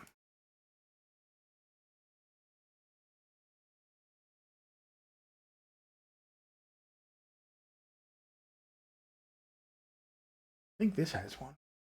Of course, this might be my new one. Yeah, not that one. All right. Have you had any experience using Chat GPT? I have not. However, I don't know if you've seen it, but CocoType has been having an absolute blast with that. Have you, any of you tried it and had some fun with it? Every result I have seen from what everybody's done has blown me away how incredibly smart it is. I mean, it really is. There was a stream, I think it was on one of my streams, CocoType was playing with it and was doing, coming up with like the descriptions for App Store pages, for example. And he was putting in the details for apps.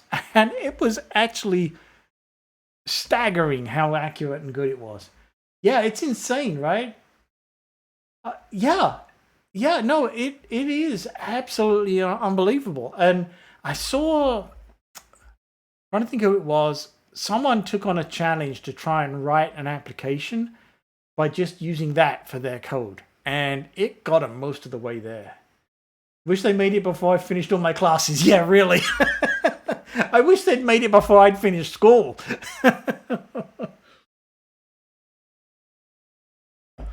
Back then, of course, I'd had to have put it on chisel it onto a slate and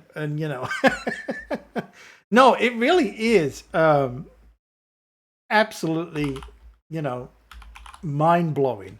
And doesn't it, it's exciting and scary how, if that's where we're at now, how much better it's going to get and how quickly, right?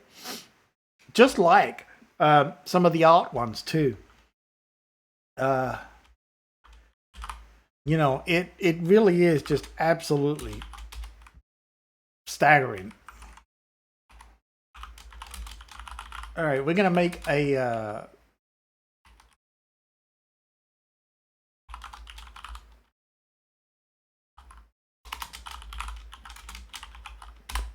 there we go. So this is going to be a function. It's going to format it, return it as a string for display. Yeah, no, Chat GPT. I mean, it.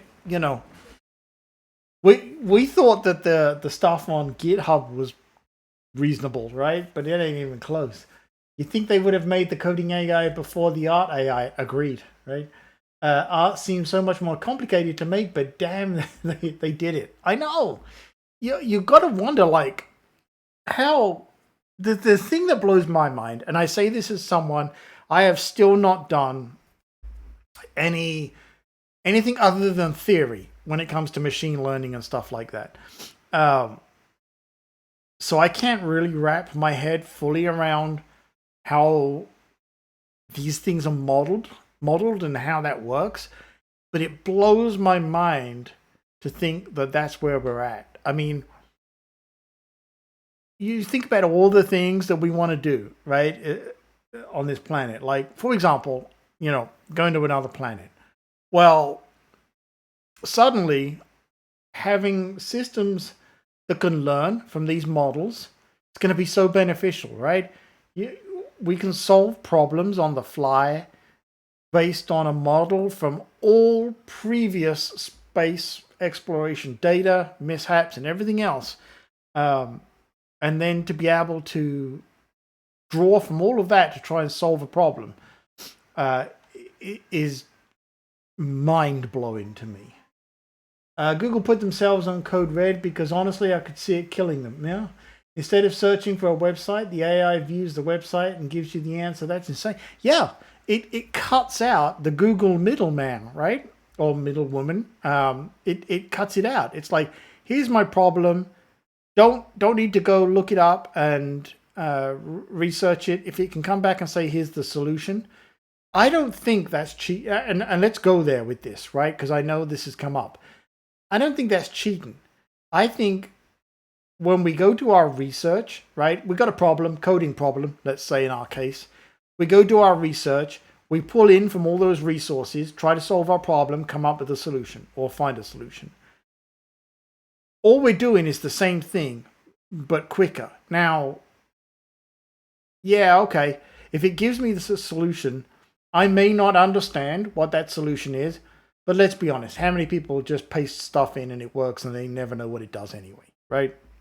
So I don't think it's any different. I think the The next level is the folks who will use the AI to get the solution and then sit and look and understand what that solution is so that they can replicate it in the future. But the fact that a machine can mostly do that for you, I mean, it's scary, right? Think about like something like website design, app UI design, right? That next level of AI that can design that interface for you, right? Like, hey, I got this thing, and this thing. Make me a decent interface, and it does. Wow, right? Such an insane tool for developers. Oh yeah, as you say, I agree, and I agree with you. It especially if you're new to something and you're learning, and you can use a tool like that, because like Ploppy, as you and I were saying earlier, those hard problems, right? You hit that wall. Well, if this gets you past that wall so that you don't quit, that's a win right there, right? If it gets you past that wall of giving up, great. That's what you need, And I think as well, if you start doing something and you have the same results coming back over and over and over again, that repetition eventually is going to sit in your head, and you won't need to eventually do it, right? That action of practicing and just repeating it is going to get you to where you don't need to look it up eventually. I don't think there's a downside. And that whole thing about, well, will it, is it going to replace coders? No, because you still need people to make the tools. Maybe years from now we may have a problem, but we ain't anywhere close yet. We still need the makers to make the tools to make these things for us. So, there's that to it, right? At least that's my take on it. Okay, so let's do this class utils. All right, let's keep building this out. No, I don't think it's a bad thing. I think it could be used the wrong way, but hell, everything could be used the wrong way, right?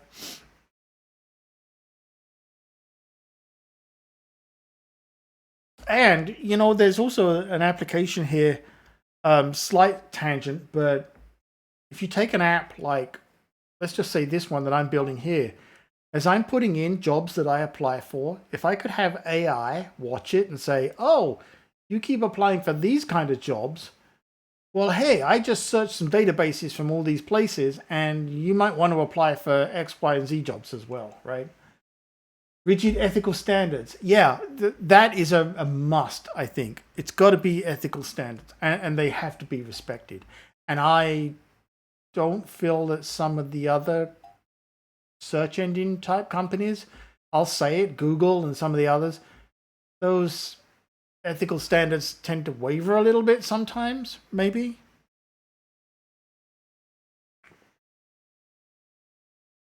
But I think it's exciting,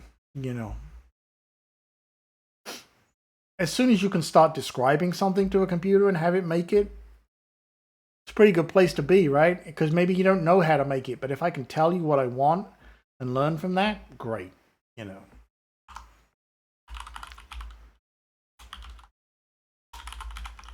All right, so we're going to return the formatted date string here. So let's set up one of these.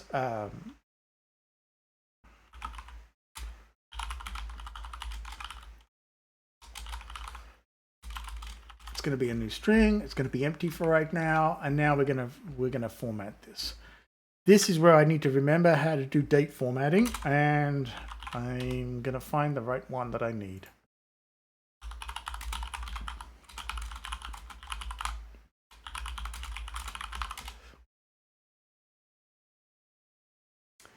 Good old Stack Overflow. See, this is exactly what we're talking about, right? For content creators, I think it's amazing being able to just ask it a question like, what are 5 tips for developers? Yeah, I agree. And then boom, you have your script ready. Yeah, absolutely. I think like so many things, it comes down, like you've already hinted at, the ethics of using it, not questioning whether the tool is right or wrong, but the person using it. And that's always going to be the problem with whatever gets invented, right? Doesn't matter what it is, a car, a bike, classic example, of course, was, you know, Oppenheimer with the whole nuclear bomb thing. I mean, everything that's made, everything that's invented can be good or bad. It comes down to the user, and nothing's going to make that any different, you know. All right, let's take a look at this. So this date time from the date. Okay, da da da da da. Yeah. We just want the date. And good old Stack Overflow. Save me remembering how to write all this out. We create a new date formatter, month to year, da da da da da.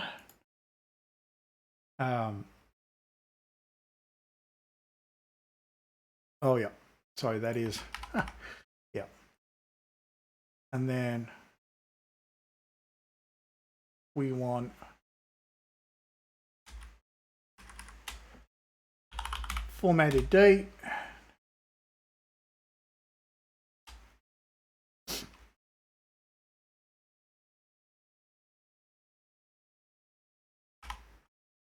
Is a string is going to equal da da da date from string. That is not what I want here. I want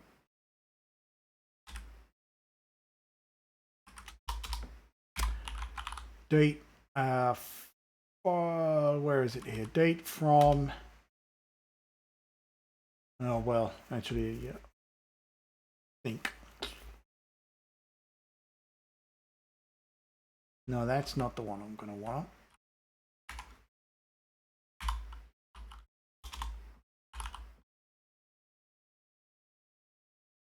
Date formatter. Dot date. All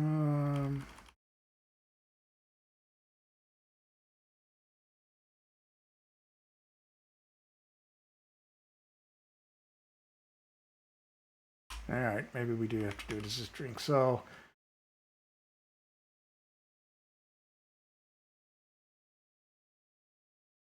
I'm going to send it in as a date because I think that's more useful. I don't have to do it on the front end then, right? And then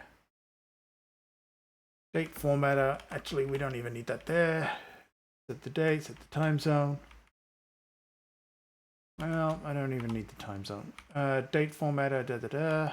And then we're going to say let formatted date equal date dot yada yada yada from the string. But we need to convert for date time to a string. Oh wait, also spelled it wrong. War date time, and then this is gonna be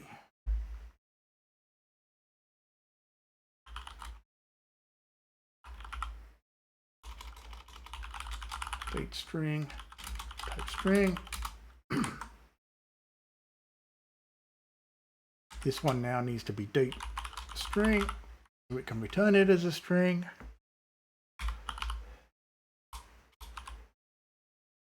And whoops, let's double check the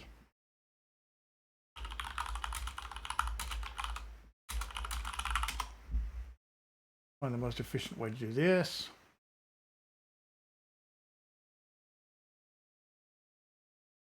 Good old Dev2, love Dev2.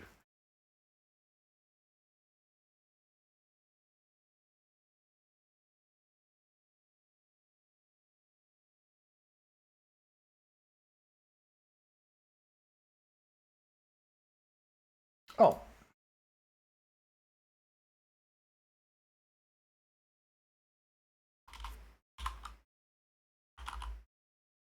string from, perfect. I don't even need that.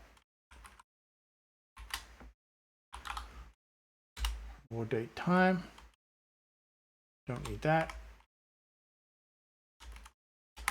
Return a formatted date. I suspect I may have an error. Nope. I thought I had an error. Okay. Format formatted date only. That's a better name for it. All right, let's go up here. Updated.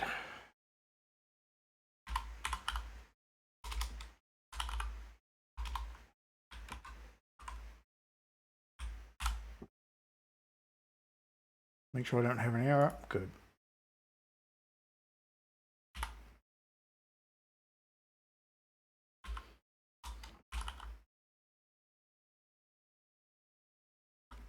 Actually,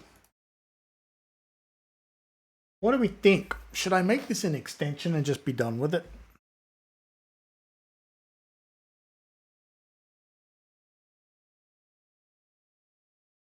Maybe I should just make it an extension to date.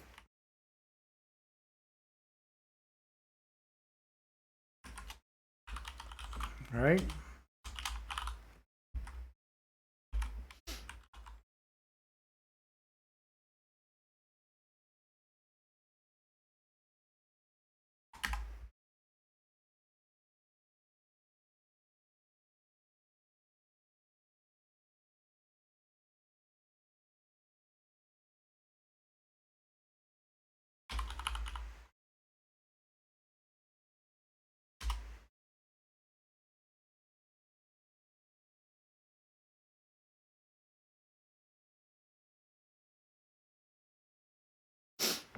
Feel like this is a little too verbose, but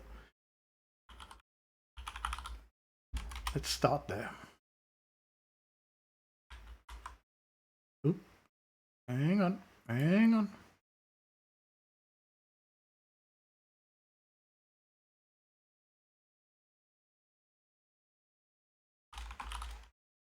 That is never gonna run like that. Is never gonna happen. That'll never be empty. But okay, we'll play along. I gotta fix that up. Okay, there we go. So we got our date, right? Extension was the way to go. Updated, yada yada yada. But I do need to make that name right there. Oh, I got it. That is so ugly. I gotta fix that up.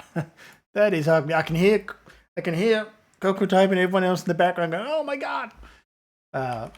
Let's change this one from the footnote to title 3. Let's have a look.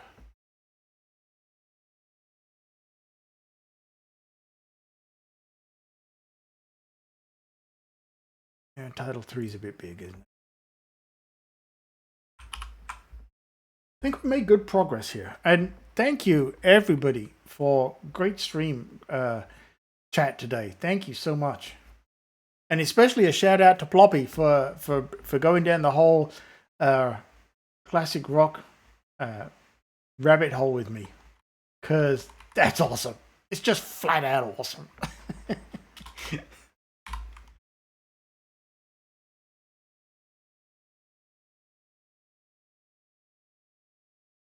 Right? And I'm telling you now, Ploppy, once I get off this stream, buddy, I'm gonna start playing that that playlist because that's where I'm at now, right? We could talk about music and code for hours at a bar. Oh, dude, absolutely we could. Yeah. I mean, dang, dude, yeah. That would be an honor and a privilege.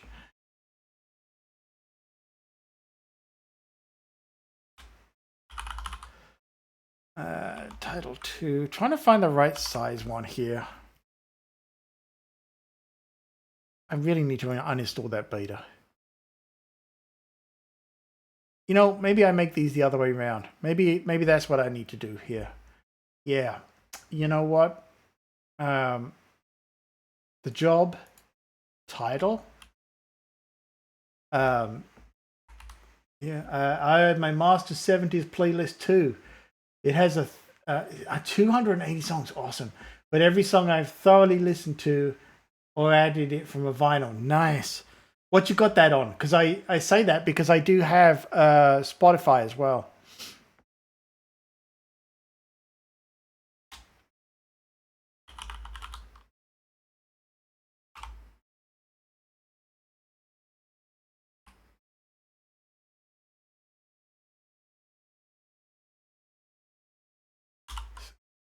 My playlists.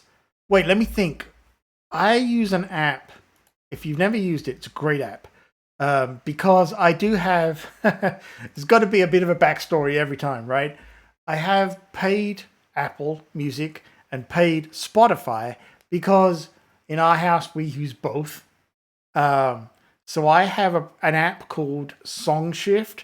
Don't know if anyone's heard of it. Let me find it here for you. And what it does, pretty accurately, is convert between the two. Let me show you. And the developer is very responsive as well. I'll put this link in chat for you because this is an awesome app. I'm not paid to say anything like that. I've used this for a long time. You set it up and you switch between whatever services you need, and it tries to do the best match it can, right? So let me show you here. So it's not just those two, by the way, right? Let me show you. It tries to automatically keep your playlists on service A and service B in sync. And that's what I use. So technically, yes, I do have my Apple ones on Spotify and vice versa, but it'll work with tons of different services. I mean, it really is fantastic. I cannot recommend it enough. As long as you know how to use it, right? And so, yeah, I do have them on Spotify as well. I think they are maybe a little fraction out of date. I think I haven't done it in about a month, but they are on there. So if you're on Spotify, check out, I think, hang on, I'll tell you my name here. Give me 1 second. I think,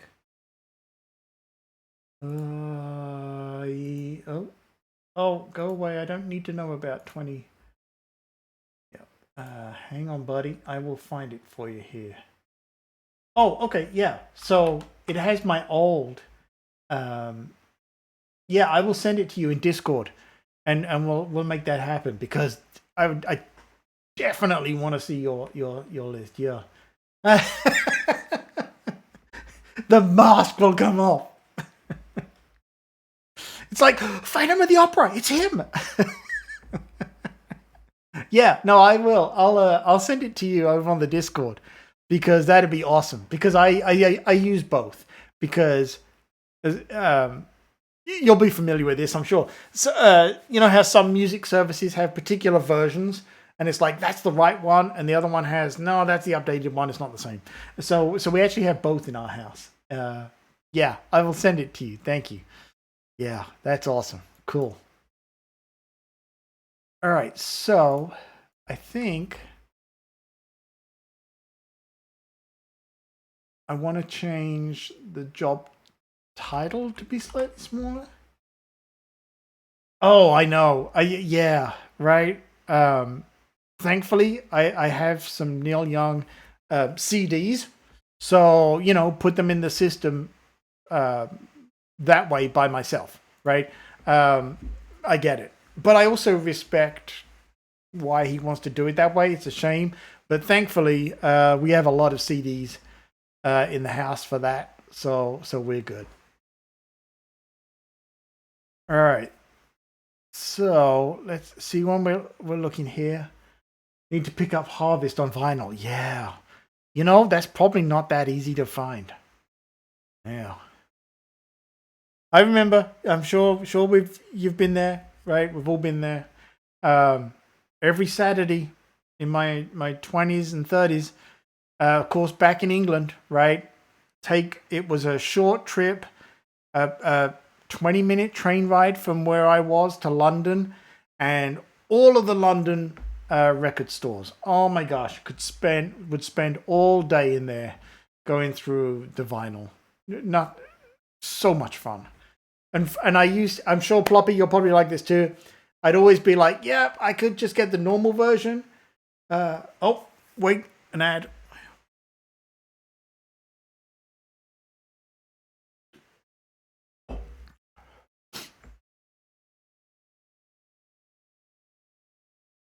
Quick, let's do stuff while he's got that.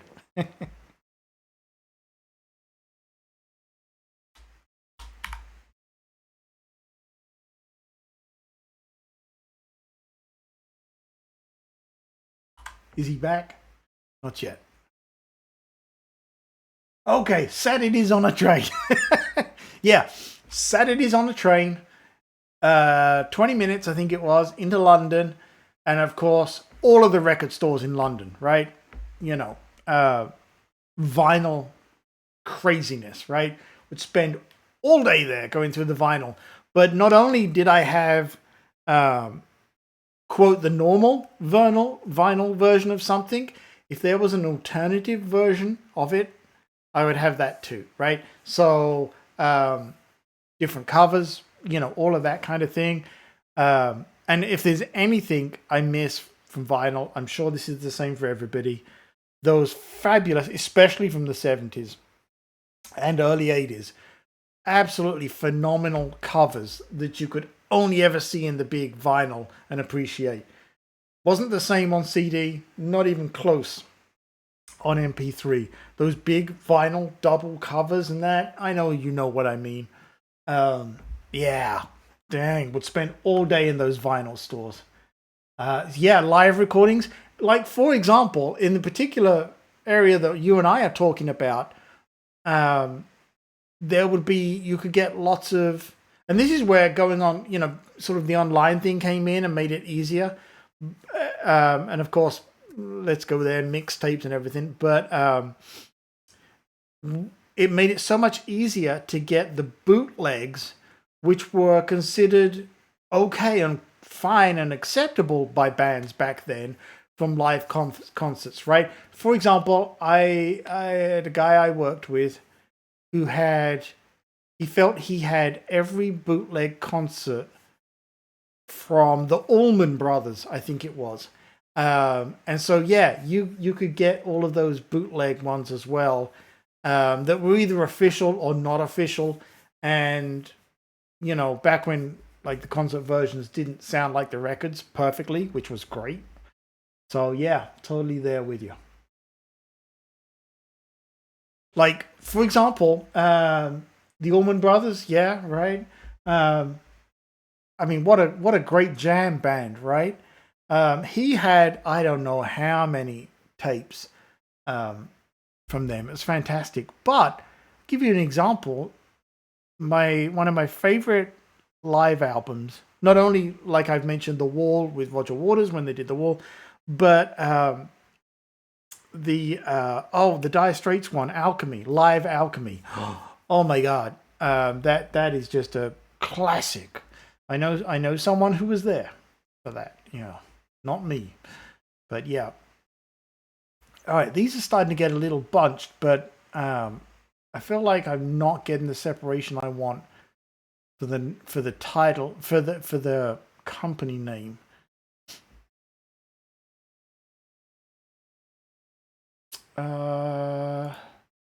What if we change this one to 3? These are the little things you got to play around with a little bit. Oh yeah, buddy, those days. Oh my gosh.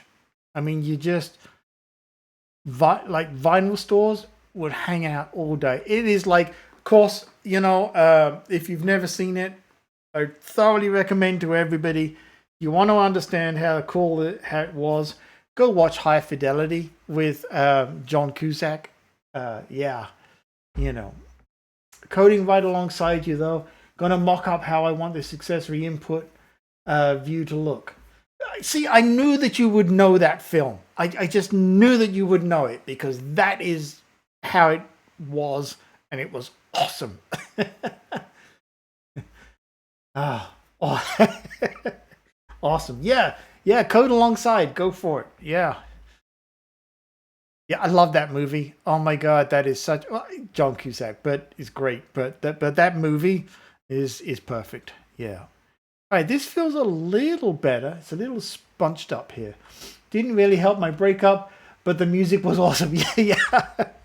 You mean you didn't sit and like put all your vinyl in, you know, go from alphabetical to orders of breakup? I love that.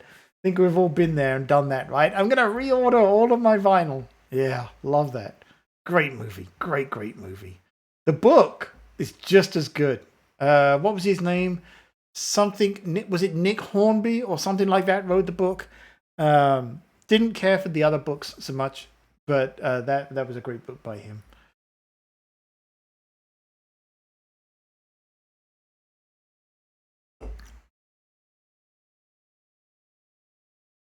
Yeah.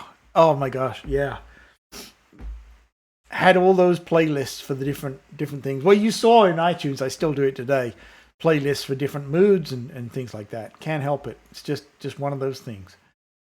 All right, let's take a look at these rows here. So I feel like this needs. We gotta space this out a bit better. You have the same thing. One for hard rock, one for soft bluegrass rock. Yeah, and you know it doesn't even necessarily matter what the band or the track or whatever is officially classed as. I put him in my own because it hurts me greatly now when I see some bands that I listen to that don't feel like they're that old, but they're considered classic rock, and you're like, come on, it's not that old. So I totally hear you. Yeah. All right, good. The spacing is getting a little better. Let's get some spacing in between each of these rows here. Gonna have to check this for compatibility with the sizing for the fonts for accessibility. Playlist based off the mood, not the absolutely. Yeah.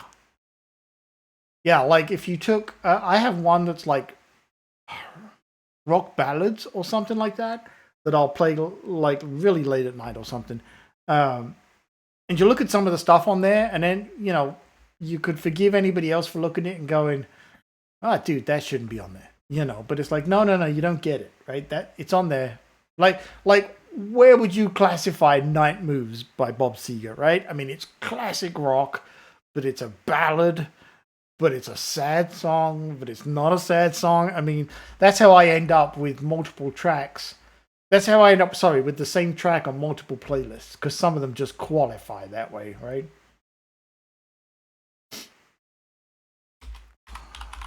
Let's do this. Let's start to space these out a little.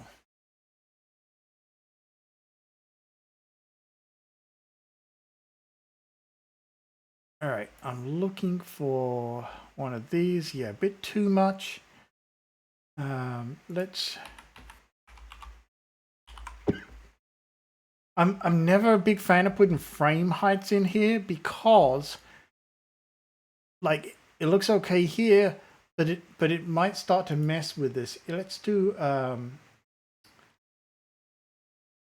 where is it?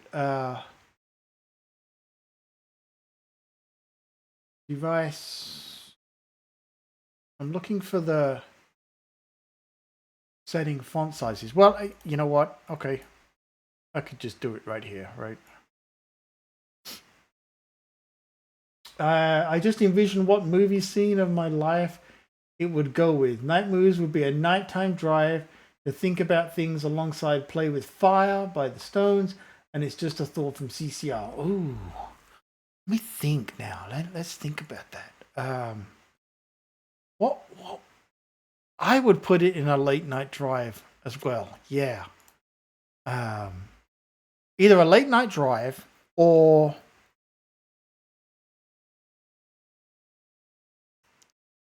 maybe a late autumn kind of evening, dark outside. Preferably if I had a cabin somewhere, something like that. Mind you, then I'd be worried about being killed by the wildlife, so I don't know that would happen. Oh, yeah, Marshall Tucker Band, yeah.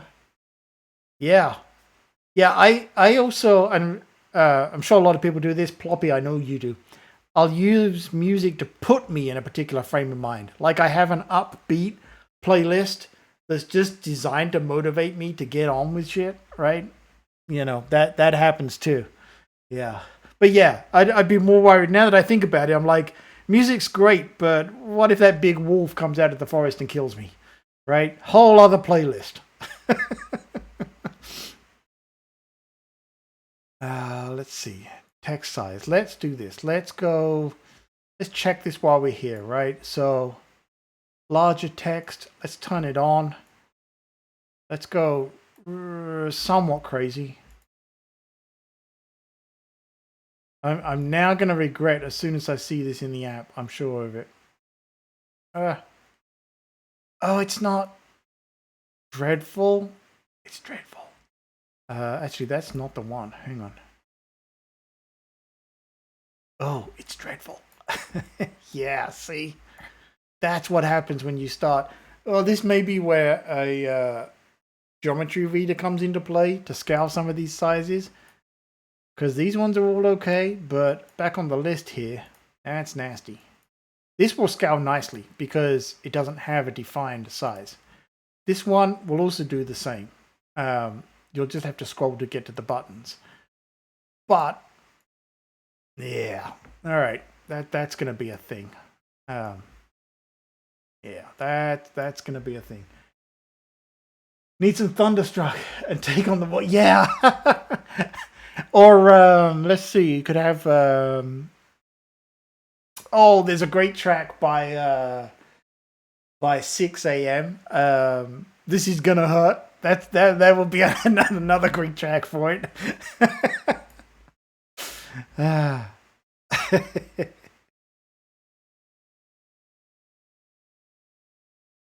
You don't know that track? Check it out. 6 a.m. SIXX a.m. Yeah. Thingy from Motley Crue. Nikki Sixx. Yeah. That's it. That's another great band. 6 a.m. But yeah, they have a track. This is gonna hurt. That would apply perfectly. Yeah, exactly. Fighting with wolves. Yeah, yeah. And we don't know who it's gonna hurt the most, but it's gonna hurt. All right, let's crank the frame. Let's do this. Let's bring this one down just a little bit. And then we'll bring never got into the metal rock like Crew or Metallica. Never got into them. You know, it's funny. I didn't get, and I'm not a huge Metallica fan at all, except with one exception, the Black Album. But the Black Album was the one that I was like, oh, okay, all right, cool, I can listen to this. I didn't care much for the production of the ones before that, I guess is the way to put it. For me, and clearly for you at least, Ploppy, and anybody else, it doesn't matter to me who's doing the music. It's whether I just like the music. And for like Metallica's Black Album, dang, there's some great music on there, you know, especially as being a guitarist too, you know. So that's kind of how I look at that, and how I figure out, like, there is some weird, like, you would never think that I would have some of this stuff on my playlist, but I do, because it's just, no, that's an awesome song, you know. All right, let's. Oh no, not 110. Wait. That is not what we want. We want 10. Oof. Yeah, we like what we like. Yeah, nothing else matters, Sandman. Yeah, like the that opening guitar riff on "Sad but True." Man, if that doesn't kick you in the butt when that kicks in, oh yeah.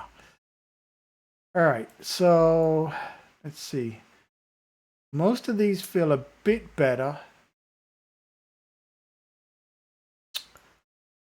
but definitely too cramped. And wait, did I fully turn off the text settings here? Because it doesn't feel like I did. Yeah, I did. Doesn't feel like it. They feel a bit big, don't they?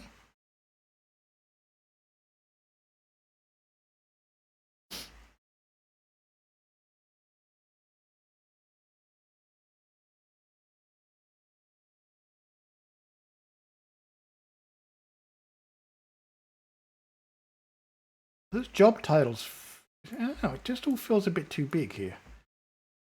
Let me kill the application and try it again.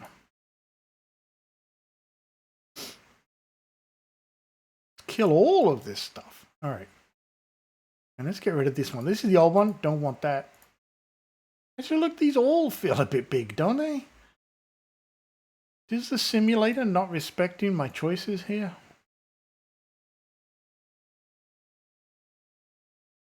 It's an iPhone 14.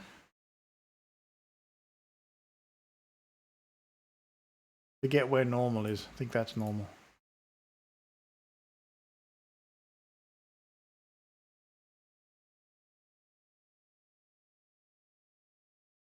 You know, I think that even though I had it turned off, I don't think it was respecting it. Okay, that feels a lot better. Still feels a little cramped to me, though.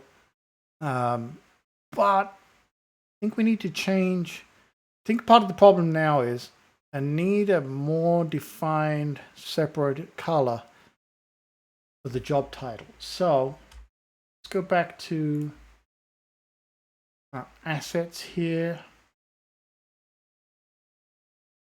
I'm not sure that text label title is going to be the one, but let's try it.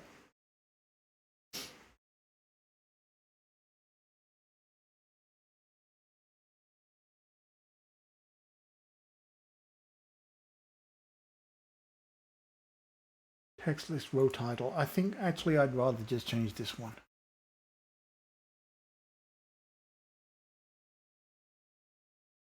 Let's do that. Yeah, let's do that. Let's change it.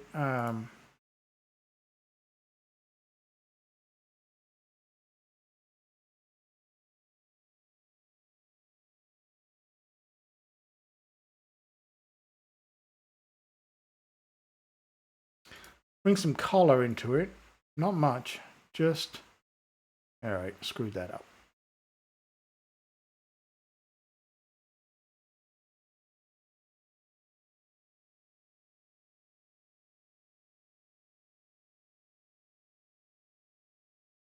Try that. All right, let's see what happens. Did it do it?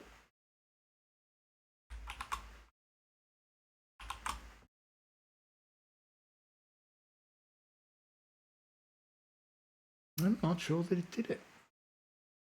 Text list row title.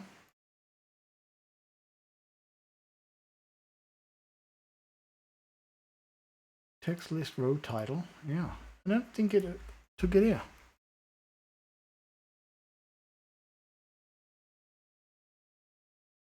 If it's in there, I'm not seeing it.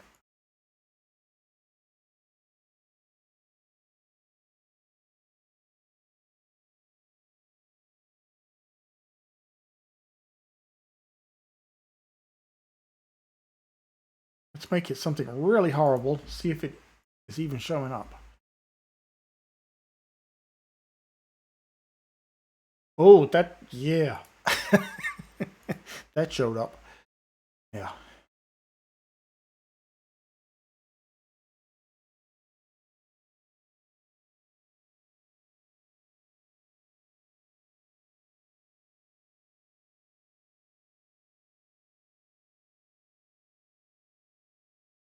All right, try that.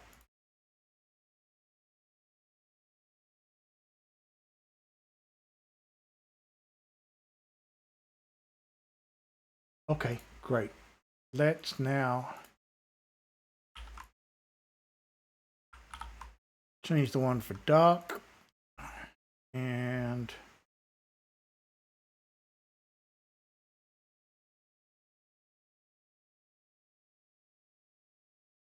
yeah, let's really.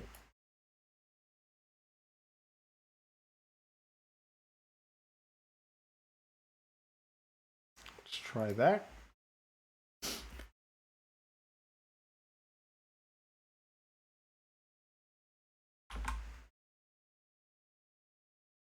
Okay, and then we're going to make the others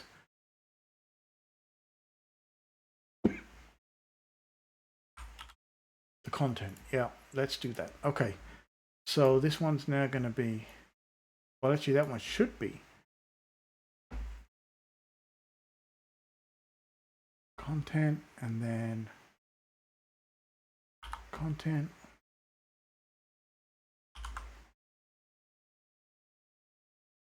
Yep, let's see what that gets us.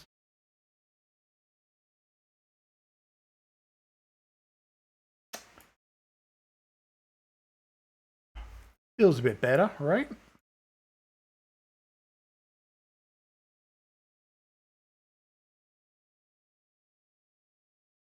Feels, the spacing feels better. Colors feel like they separate the content more. Clearly, I can tell the difference between the job title, the company, and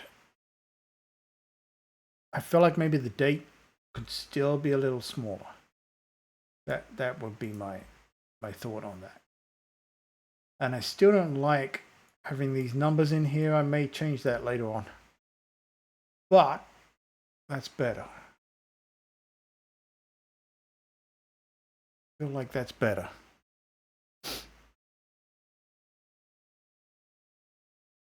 Okay, let's see here.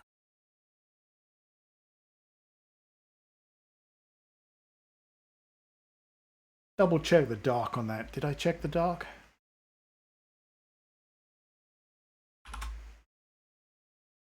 Yeah, that's okay for now.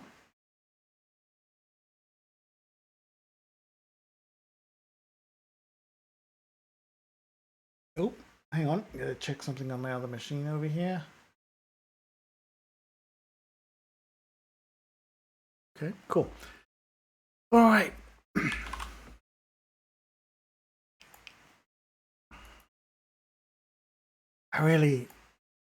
I might turn off, if I can, that over scroll. I just don't like that, the way that block is at the top there, but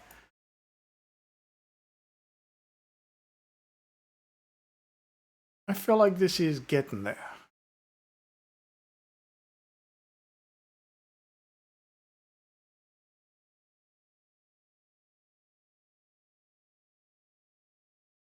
We do need to add the status here, and I think the status would be over on the right, actually, right? So what we're going to do,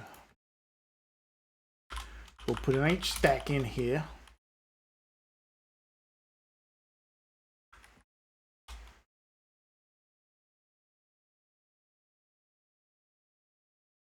And then let's just put a placeholder for now. May come back to this. We'll see, status. Because I don't have a data source set up for that yet. And I hit the wrong key. There we go. And then status over there. Yeah. Let's see. I need to take that as well.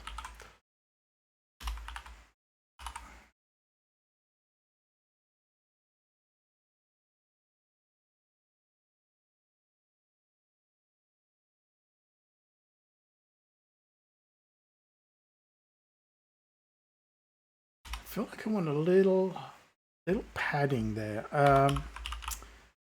Let's do the trailing, and we will make it not too much, just a little bit.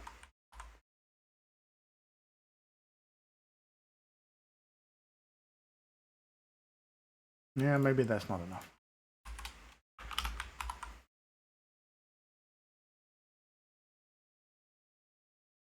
Oh, you know what? Before I forget, let me take that out of there. Build phases. Here are my scripts.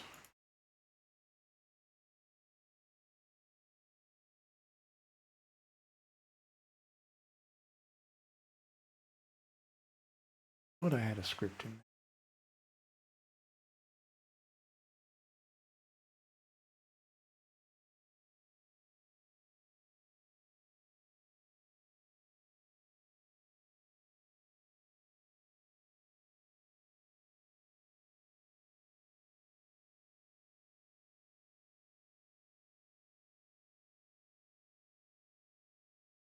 Maybe I imagined it. Yeah, maybe I did.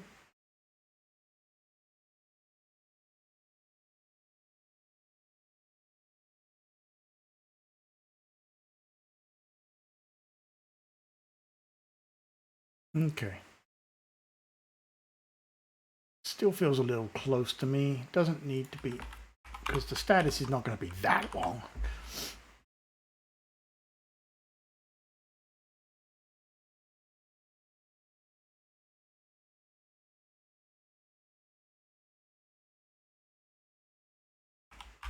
Is it actually changing? Am I imagining things? Have I finally gone that crazy? No, there you go. That's better. But I actually still want more. More!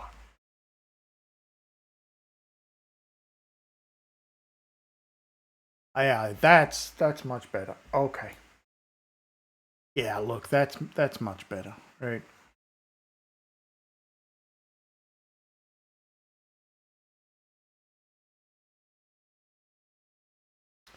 Let me change the color of the company name there. You know what? Yeah, actually, something's telling me that that company name should be black, right? Make a new one.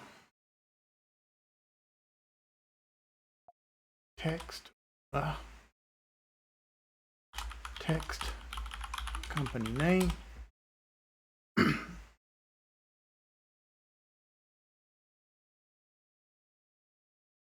Should be pretty darn near black. And pretty darn near white. There we go. Just want to have a visual separation between those three. So, company name, there.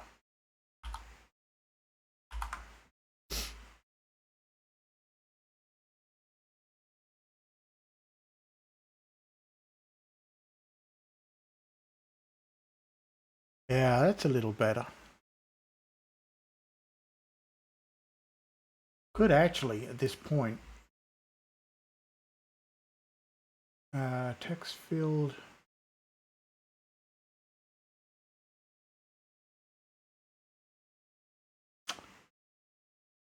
Text. The one I'm looking for. What do I call this? Text list row content. There it is. Actually, probably want to make that a little less obvious. So something like that.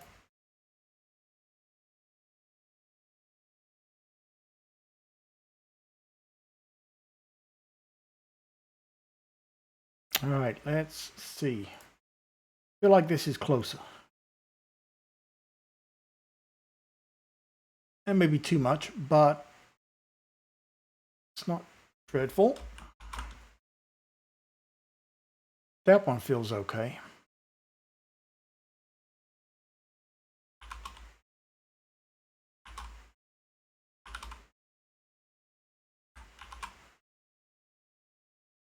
Dark mode looks good, thank you. Yeah, I like the dark mode as well, Ploppy. Yeah. It was funny, isn't it? When you're doing this stuff, you find that you favor one over the other. And then it becomes, I think, Ploppy, you said like earlier, it's like, do I just go with the one because I like that? Stay with it?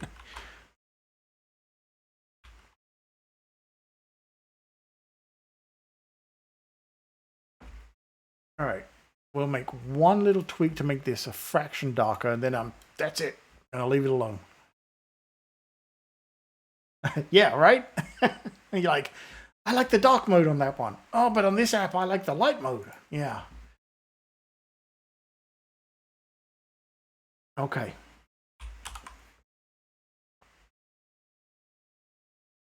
Now, what we need to do on the add a job and the edit, we need to now have to be able to set the status. But if we look in our, we do have a status here of a string, but we don't want it to actually be a string, meaning a free-form entry. We actually want, I think, when they are doing this, right? Adding the jobs and so on. This needs to come from an enum, I think, because I'm thinking when I implement a search or filter for this, it'll be a lot better a user experience if it's not freeform text, right? So in other words, filter and only show me jobs that are in progress, interview number 3, whatever it may be. And if you rely on users to put that string, anytime you rely on a user to put a string in the same way multiple times, guarantee you it's not going to happen, right? Going to give the users the option to choose the look of the app, retro, type item. Yeah, I love that when people do that. That is such a good idea, Ploppy. I love that. Like a theme, kind of like, a retro theme type thing is what I guess you're saying. And I love that. Yeah, absolutely. And that's also something that's fun to implement, right? Because you can make their selection for that real simple, with some kind of drop down UI, and just store it in the user prefs, and away you go. Yeah.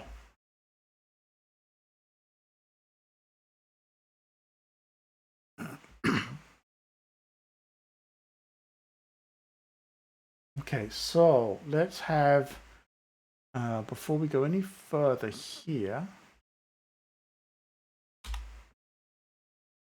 we're going to add, let's go over to my good old Swift UI companion tool here, which is fantastic. If you have not seen this before, this is awesome. You get to play with all the Swift UI goodness in here. And if you're serious about I've said this before, if you're serious about your development, paying for this is a must. Yeah.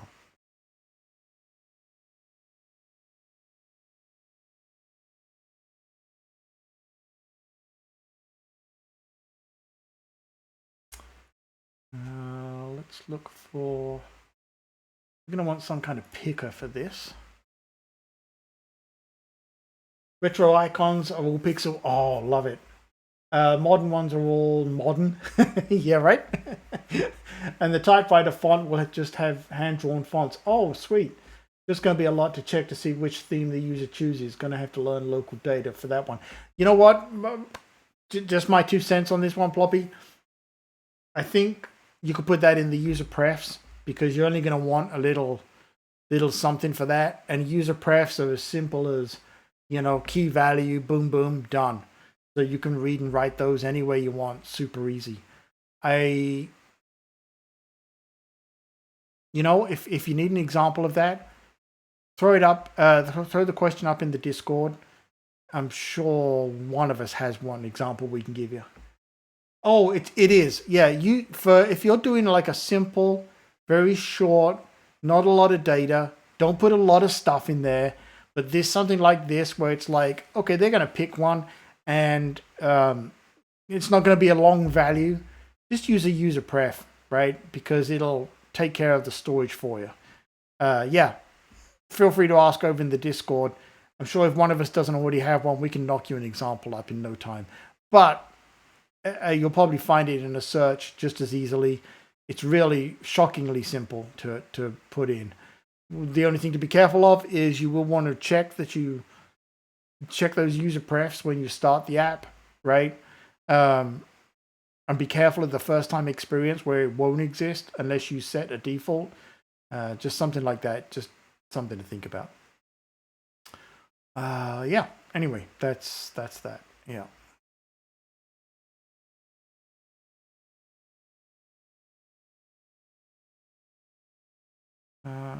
Let's localize string as a variable. That's probably the one I'm going to want to go with. Oh, this one actually, picker with view. Well, I don't need the view, but we can probably do a blending of both here, I think. Yeah, let's see here. I will be right back, folks.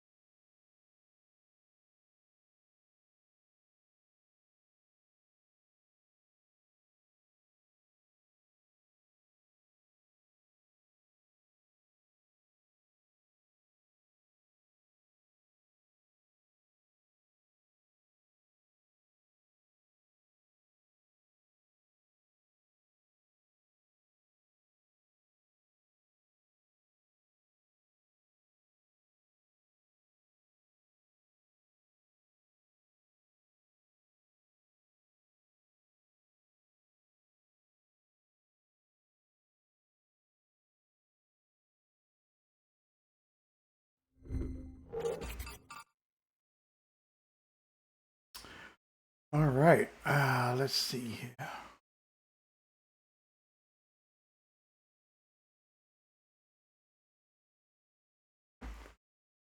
Yeah, I'm gonna play around with some different thoughts on which of these picker views I want to go with. This might be something for another day, but that's where we're going with this.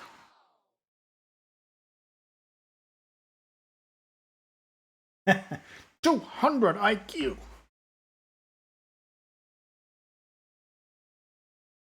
With something with a brain that looks an awful lot like chewing gum or bubble gum, right?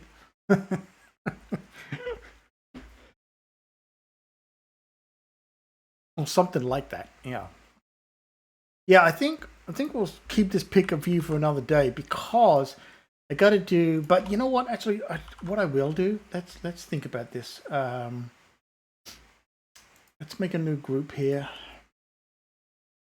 Call it models. I'm surprised I don't have one called models already, actually. And then in here, make a new file. We will call this. We will call it status. Status. We'll just call it status, actually. And it's just going to be an enum, right?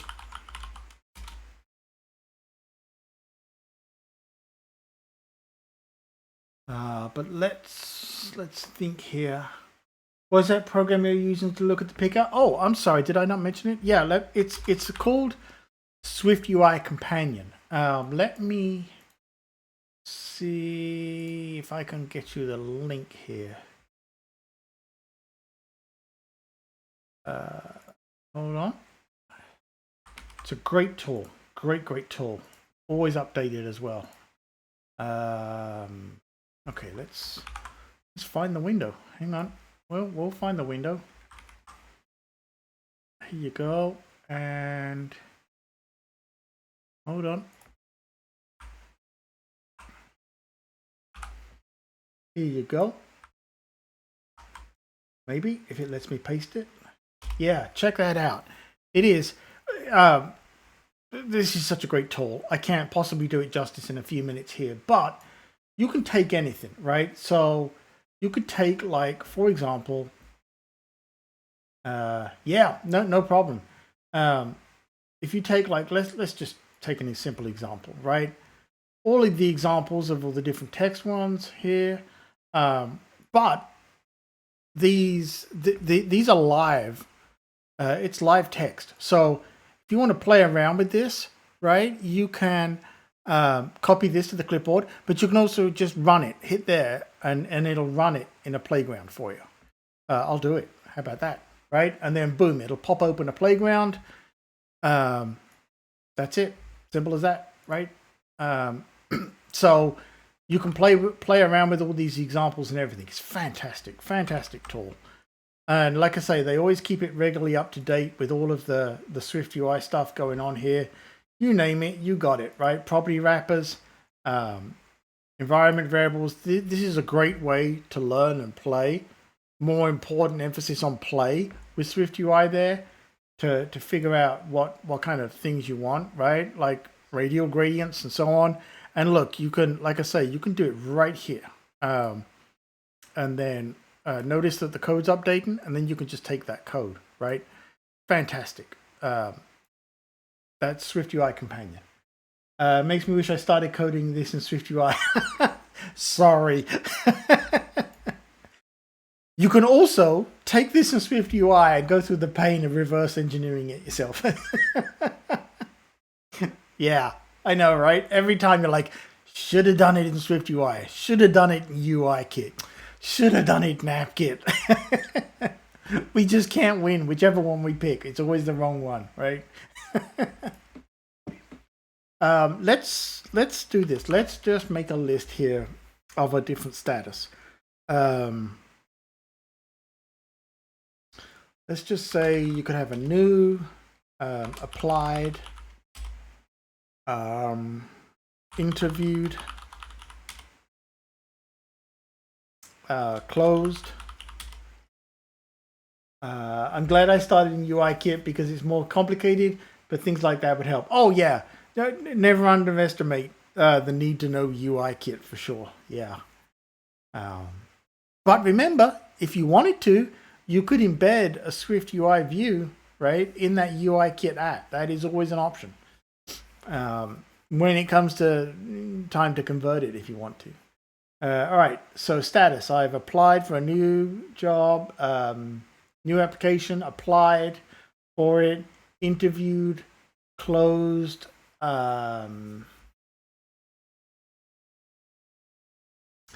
Maybe a considering. All right, you're not sure if you're going to do it.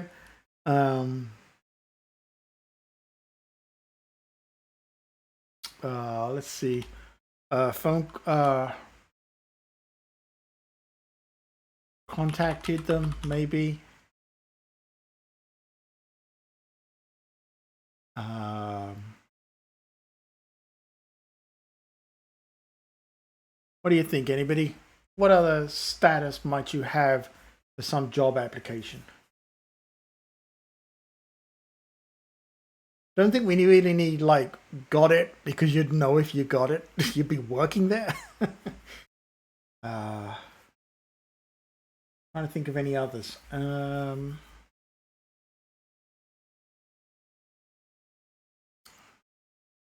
Oh, what about declined? Maybe you declined it.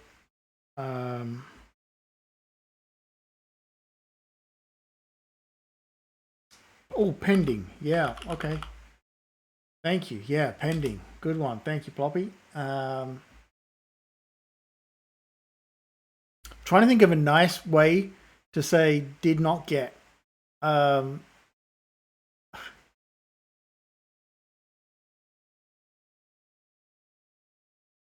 Or maybe just closed. We leave it at that.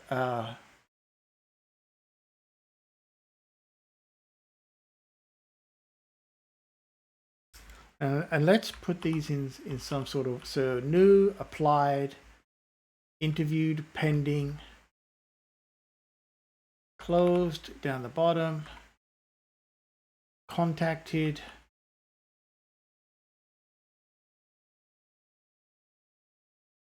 not progressing. Yeah, there you go.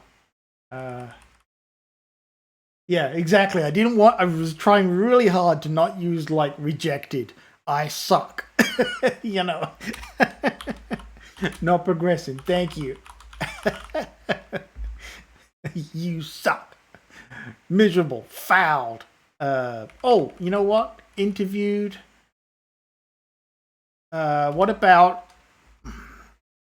See, this isn't just for developer jobs. This is for anything at all. But I'm thinking the technical interview might be one to have in on here. Right, and you can either use it and it applies to whatever kind of the job it is or not. You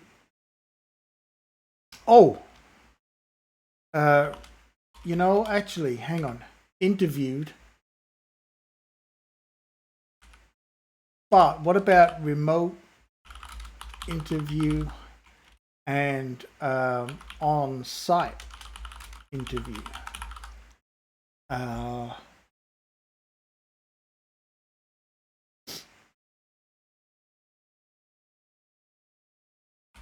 And maybe these should be like schedule remote interview, schedule on-site interview, right? What do you think? So that maybe you need the reminder or to say that, oh, it's scheduled, and something like that.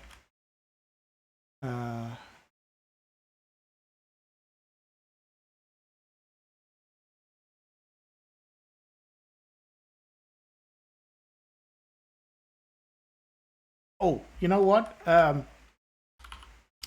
Details requested, right? Because they never tell you everything you need to know.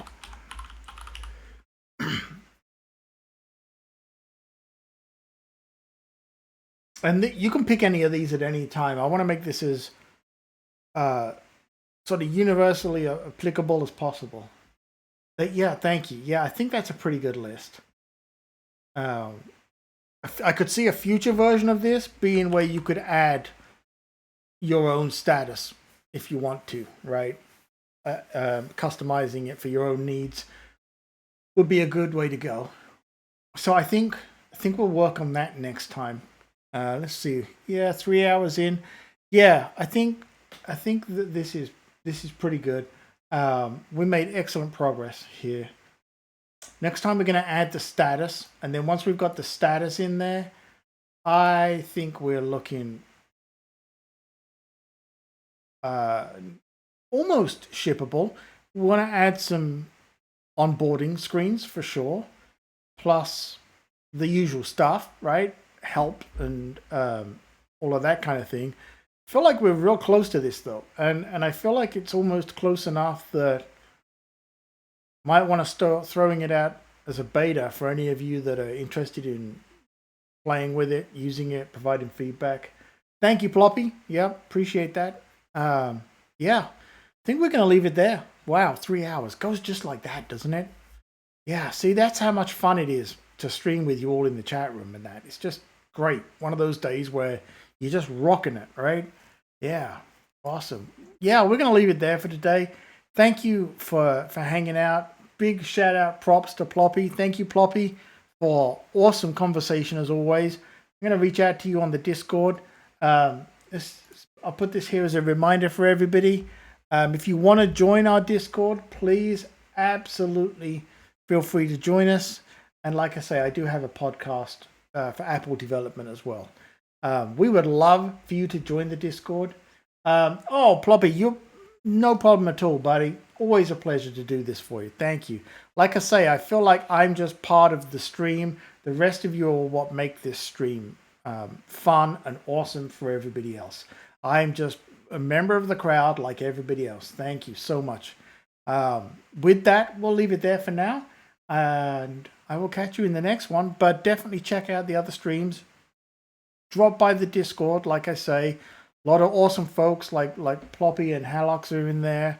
Love to help folks out. We love to share what we can and all that stuff. I will see you in the next one. Take care of yourselves. Have a good start to the week, and I will catch up with you soon. Thank you. Bye-bye.